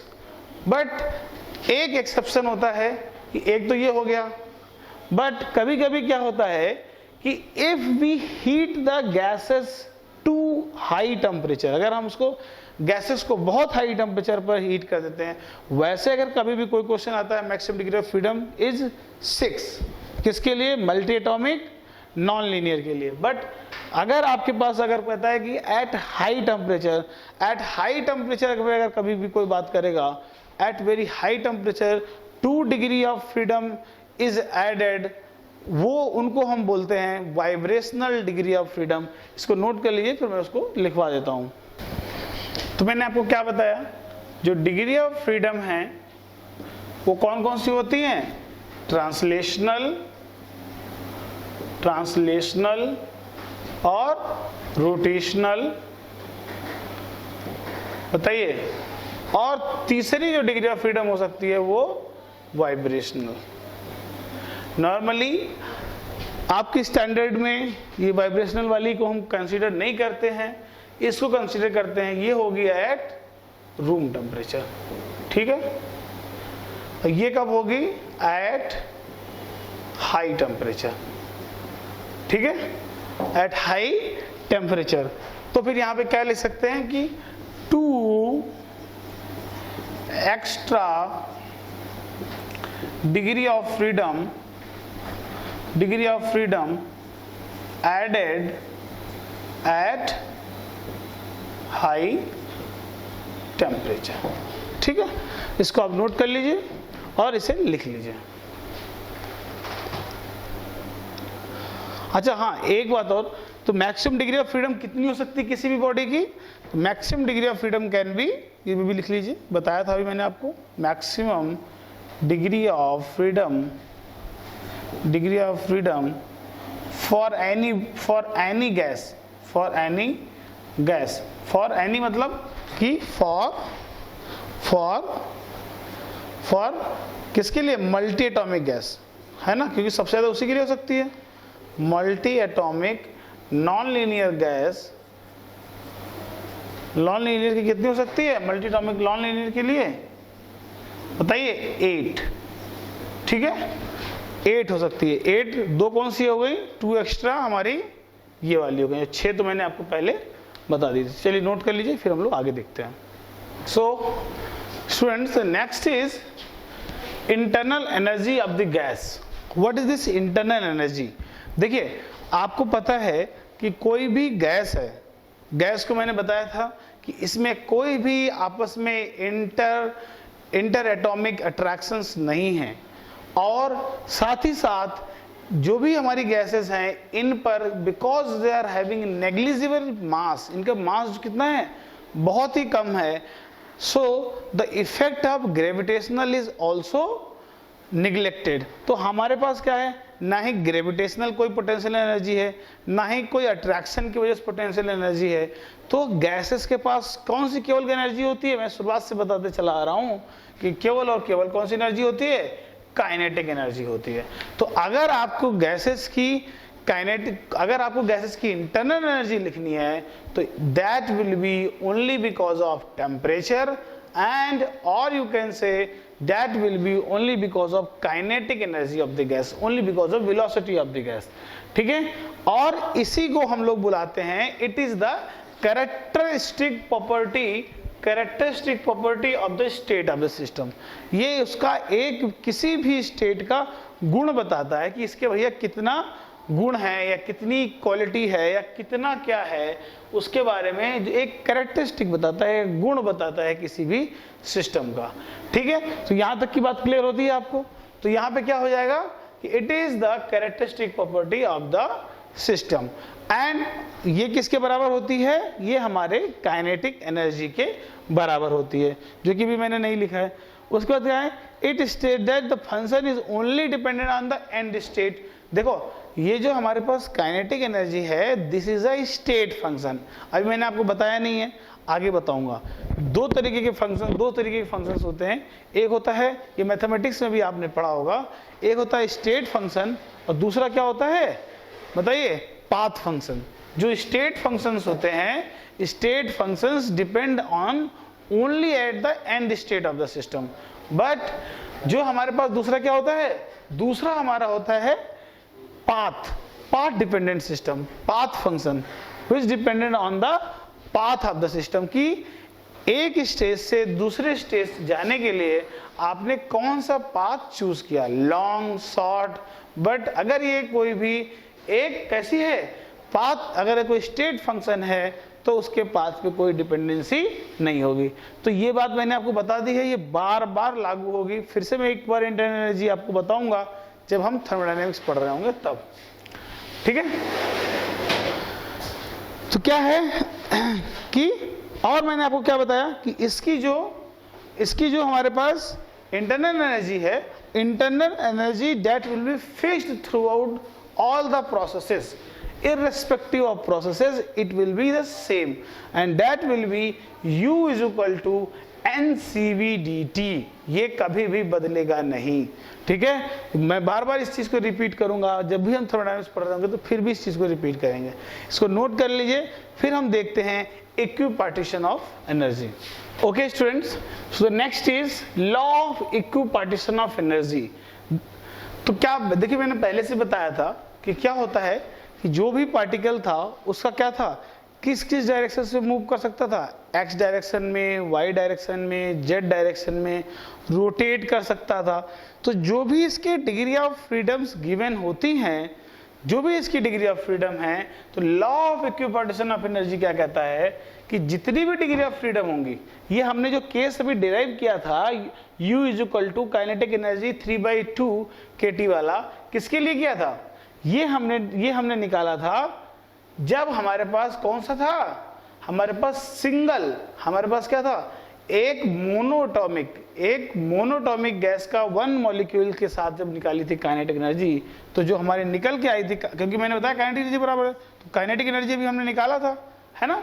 कैसे निकाला था, हाफ एम बी स्क्वायर से, है ना, half M V R M S square से जो निकाला था for single molecule was this, but this was for all 3 dimensions. देखिए जब मैंने प्रेशर डिराइव किया तो मैंने बताया था Vx, Vy, Vz and all the direction the velocity was same, that is why क्या हमने लिखा था, Vrms का होल स्क्वायर बाई 3। Vrms की जो वैल्यू लिखी थी, है ना, तो जो हमने वेलोसिटी का Vrms लिखा था वो कितना था, Vrms या फिर का स्क्वायर बाई 3। तो वहां से हमने तीनों डायरेक्शंस के लिए लिया था। तो हमने जब उधर तीनों डायरेक्शंस के लिए लिया था, तो अगर हम बात करें, अगर हमको सिंगल डिग्री ऑफ फ्रीडम के लिए लिखना हो तो क्या होगा, for single degree of freedom, ठीक है। सिंगल डिग्री ऑफ फ्रीडम के लिए क्या हो जाएगा, U is equal to kinetic energy जो आपको पता ही है, इज इक्वल टू 1/2 kT, ठीक है। ये भी कभी कभी फॉर्मूला आप देखे होंगे। ये फॉर्मूला कब आता है, जब आप पढ़ाई करते हैं, जब आप लिखते हैं for single degree of freedom. अच्छा, ये तो आपने लिख लिया 1 डिग्री ऑफ फ्रीडम। अगर आपको F डिग्री ऑफ फ्रीडम के लिए लिखना हो तो क्या लिखेंगे, F डिग्री ऑफ फ्रीडम के लिए बताइए, F degree of freedom for one molecule U is equal to F/2 kT। बताइए, लिख सकते हैं U is equal to F/2 kT। अच्छा, अगर मैं आपसे कहूं कि Na मॉलिक्यूल्स के लिए लिखो, Na मतलब क्या हुआ, 1 mole for 1 mole molecule. 1 mole molecule के लिए क्या हो जाएगा, क्या हो जाएगा, ये हमारे पास कौन सा है, इक्विपार्टीशन ऑफ एनर्जी है। बट हमारा n मोल के लिए होगा तो n, क्योंकि हमको पता है इक्विलिब्रियम डिस्ट्रीब्यूशन होता है, तो कितना हो जाएगा, U is equal to F/2 Na/kT, ठीक है। और अगर हमको n मोल के लिए लिखना हो, तब क्या हो जाएगा, U is equal to F/2 NNA/kT, ठीक है। और क्या कर सकते हो, आपको पता है क्या Na बराबर, Na क्या होता है, Na बताइए, ये आप लिख सकते हो। चलिए इसको यहीं पे खत्म करिए। यहां से क्या लिख सकते हो, फॉर n मोल के लिए जो काइनेटिक एनर्जी आएगी कितनी आएगी, F/2 NaKT। ठीक है, चलिए नोट करिए इसको।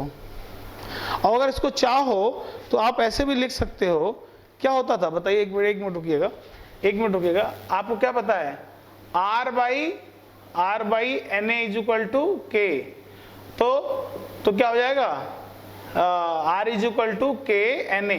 तो यहाँ पे आप क्या लिख सकते हो, यहाँ पे आप लिख सकते हो यूनिवर्सल गैस कांस्टेंट U, और आप क्या लिख सकते हो, U = F/2 nRT, ये भी लिख सकते हो।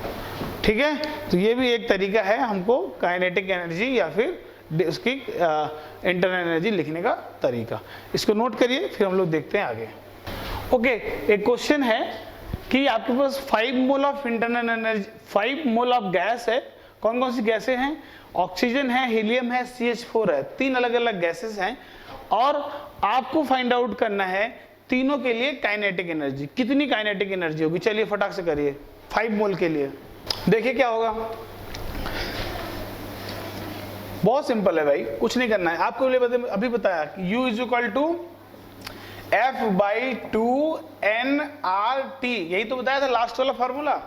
बस क्या करना है बताइए, F फॉर पहले हीलियम के लिए करते हैं, फॉर मोनोटॉमिक हीलियम के लिए कितना है, F 3/2, n की वैल्यू 5, RT कितना हो जाएगा 15/2, सॉरी 5 3 जा 15, हाँ सही है, 15/2 RT पहला हो गया।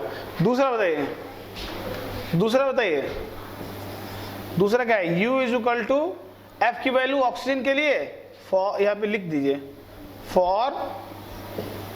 फॉर हीलियम, फॉर यहाँ पे ऑक्सीजन है ना, ऑक्सीजन के लिए कितना हो जाएगा, U = F की वैल्यू ऑक्सीजन के लिए मैंने बताई थी 3 translational, 2 rotational, 5/2 multiplied by 5 mole RT कितना हो गया 25/2 RT। चलिए किसके लिए, CH4 के लिए बताइए क्या हो जाएगा, टोटल इंटरनल एनर्जी कितना हो जाएगा, degree of freedom 6/2 multiplied by 5 mole into R into T कितना हो गया, 6 5 30, 30/2 15 RT। ठीक है, तो ऐसे ही सिंपल क्वेश्चंस आते हैं, बट आपको ये फॉर्मूला याद होना चाहिए। अगर ये नहीं याद है तो आप बैठे रहेंगे और कुछ नहीं कर पाएंगे। ठीक है, आपको ये पता होना चाहिए किसके लिए है, फॉर n मोल्स। आपके पास सब इंटरनल एनर्जी के फॉर्मूला है, आपको पता होना चाहिए कौन सा यूज करना है कब, 1 मोल के लिए है कि n मोल के लिए है कि एक मॉलिक्यूल के लिए निकालना है। जिसके लिए निकालना है उसके लिए लगा देंगे। चलिए इसको नोट करिए। चलिए हमारा जो नेक्स्ट टॉपिक है वो है मोलर हीट कैपेसिटीज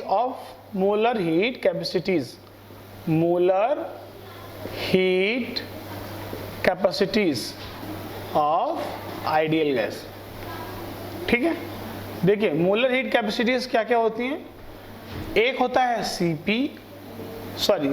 CV पहले, फिर एक होता है CP। CV क्या होता है, CP क्या होता है। मोलर हीट कैपेसिटी, अगर आपको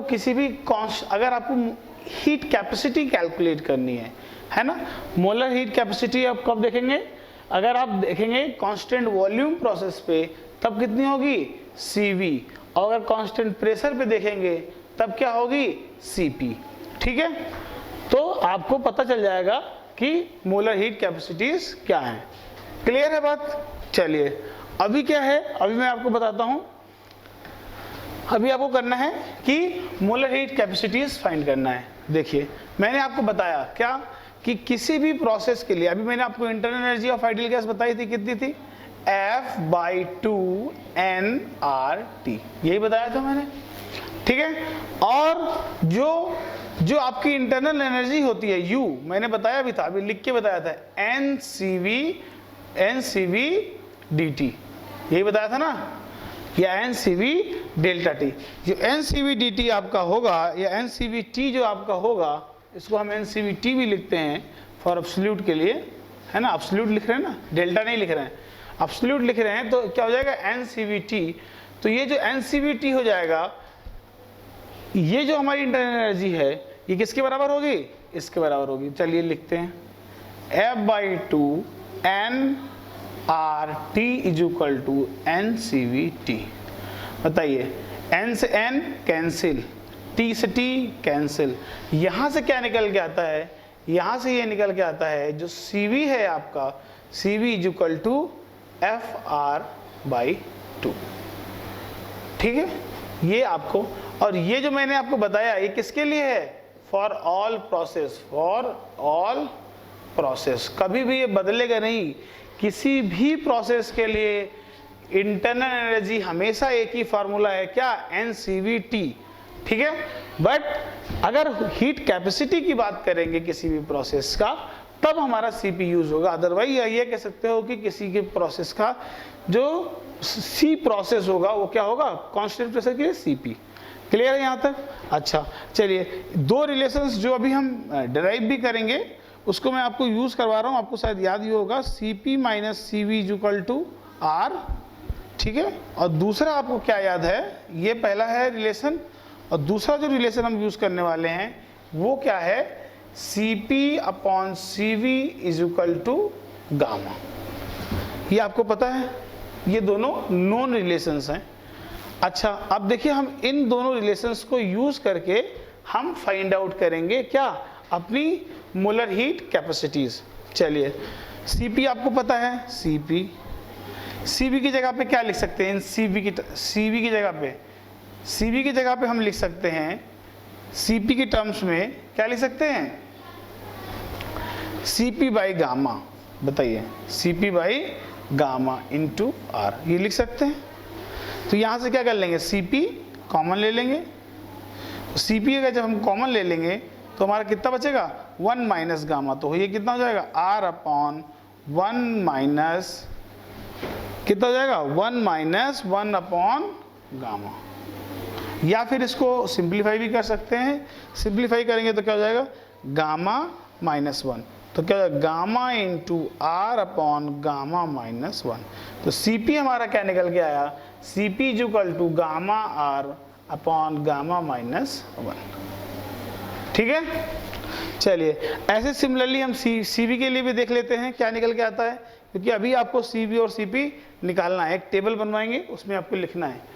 सेकेंड बताइए क्या हो जाएगा, CP की जगह पे हमको पुट करना है, यहाँ से CP की जगह पे क्या हो जाएगा, CV × गामा, तो गामा × CV - CV = R। तो यहाँ पे हमने CV कॉमन ले लिया, तो कितना हो जाएगा, R/गामा -1। चलिए, यहाँ से देखिए, एक चीज आपको साफ पता चल रही है, CP > CV, ये तो पता चल रहा है ना। और कितना है, गामा टाइम्स, क्या है, गामा टाइम्स गामा अगर कैसा है, अगर गामा 1 से ज़्यादा है तो CP > CV, अगर गामा 1 से कम है तो CV लेकिन ऐसा कभी होता नहीं है, किसी भी गैस के लिए गामा इज ऑलवेज > 1। ठीक है, चलिए इसे नोट करिए। ओके, तो आपने लिख लिया होगा। मैं आपको एक चीज़ और बता देता हूँ, कभी कभी आपको क्वेश्चन में पूछता है what is the degree of freedom, है ना, डिग्री ऑफ फ्रीडम पूछता है, या अगर आपको गामा पता है तो डिग्री ऑफ फ्रीडम पूछता है, और अगर आपको क्या पता है, अगर आपको डिग्री ऑफ फ्रीडम पता है तो गामा कैसे निकालेंगे वो देखिए हम कैसे निकालते हैं। हमारे पास CV = ये दोनों दिया हुआ है, क्या दिखा हुआ है, CV = यहाँ से लिख सकते हैं degree of freedom Fr/2 = R - gamma -1। बताइए, कट जाएगा, है ना, कितना आ जाएगा, इसको मल्टीप्लाई, हमें क्या निकालना है, गामा। अगर तो F लिख, अगर आपको कोई डिग्री ऑफ, अगर आपको गामा पता है, गामा अगर पता है और F निकालना है तो क्या हो जाएगा, 2/, ये हो जाएगा। और अगर आपको क्या निकालना है, अगर आपको गामा निकालना है, डिग्री ऑफ फ्रीडम जो आपको निकालना रहता है, तो कैसे निकालेंगे, लिखिए उधर ले जाइए, एफ आर बोलिए f r minus f divided by is equal to 2। तो कितना हो जाएगा, एफ गामा ना, f gamma is equal to 2 plus f, और gamma is equal to 2 plus f upon f. तो यहाँ से जो हमारा निकल के आता है इसको हम बोलते हैं डिग्री ऑफ फ्रीडम। या फिर हम इसको और कैसे लिख सकते हैं, या हम इसको लिख सकते हैं gamma is equal to F से डिवाइड कर दो तो कितना हो जाएगा 1 प्लस 2 बाई एफ। कैसे भी लिख सकते हो, ये अप टू यू है। ये एक इम्पॉर्टेंट फार्मूला है। जब भी आपके पास क्या दिया होगा, आपके पास केवल एक गैस दी है, मोनोटॉमिक है कि डायटॉमिक है कि ट्राइएटॉमिक है कि मल्टीटॉमिक है, वहाँ से आप क्या फाइंड आउट कर लेंगे, वहाँ से फाइंड आउट कर लेंगे कि इसकी डिग्री ऑफ फ्रीडम कितनी है। डिग्री ऑफ फ्रीडम से आप क्या फाइंड आउट कर लेंगे, उसका गामा कितना। चलिए मैं टेबल बनाता हूँ, फट से उसको नोट करिएगा। चलिए देखिए, यहाँ पे आपको ये टेबल बनानी है। यहाँ पे क्या आएगा, यहाँ पे क्या आएगा, यहाँ पे क्या आएगा, यहाँ पे क्या आएगा, यहाँ पे क्या आएगा, यहाँ पे, यहाँ पे, यहाँ पे। कुछ नहीं है, बहुत सिंपल है। सीधे f की वैल्यू पुट करेंगे, सब जगह का गामा आ जाएगा। f की वैल्यू पुट करेंगे, हर जगह का CV आ जाएगा। अच्छा ये देखिए, ये कहाँ से आया है, प्लस। देखिए ये क्या था, ये मैंने आपको शायद नहीं बताया। ये देखिए यहाँ पे क्या था आपके पास, CP minus CV is equal to R। तो यहाँ पे क्या था, CP माइनस CV की जो value FR by 2 is equal to R। CP is equal to, उधर ले जाओ, R कॉमन ले लो, 1 प्लस F बाई 2। हाँ ठीक है, ये हमारा क्या हो जाएगा, R इंटू F बाई 2। तो ये वाला जो हमारा फार्मूला है वही मैंने यहाँ पे लिखा है। ठीक है, तो ये टेबल आपको कंप्लीट करनी है खुद से। मैंने सब फार्मूले आपको बता दिए हैं, इसको लिखिए। यही चीज़ें आती हैं एग्जाम में। कहीं पूछेगा कि डायटॉमिक गैस के लिए CV की वैल्यू बताओ, मल्टीटॉमिक गैस के लिए CP की वैल्यू बताओ। एक बार अगर आप टेबल में लिखोगे, हो सकता है जब ये क्वेश्चन एग्जाम में आए उस टाइम आपको डायरेक्ट याद आ जाए कि आपका कितना था, और आप डायरेक्ट भी टिक कर सकते हो। चलिए इसे नोट करिए, फिर इसे आप नोट कर लीजिए, इसे कर लीजिएगा, फिल कर लीजिएगा। So this is all for today's class, and I will end this class here, and thank you so much for being with us. And now I have completed KTZ. Our next topic is thermodynamics. So we will meet in the next lecture, thermodynamics. Thank you so much.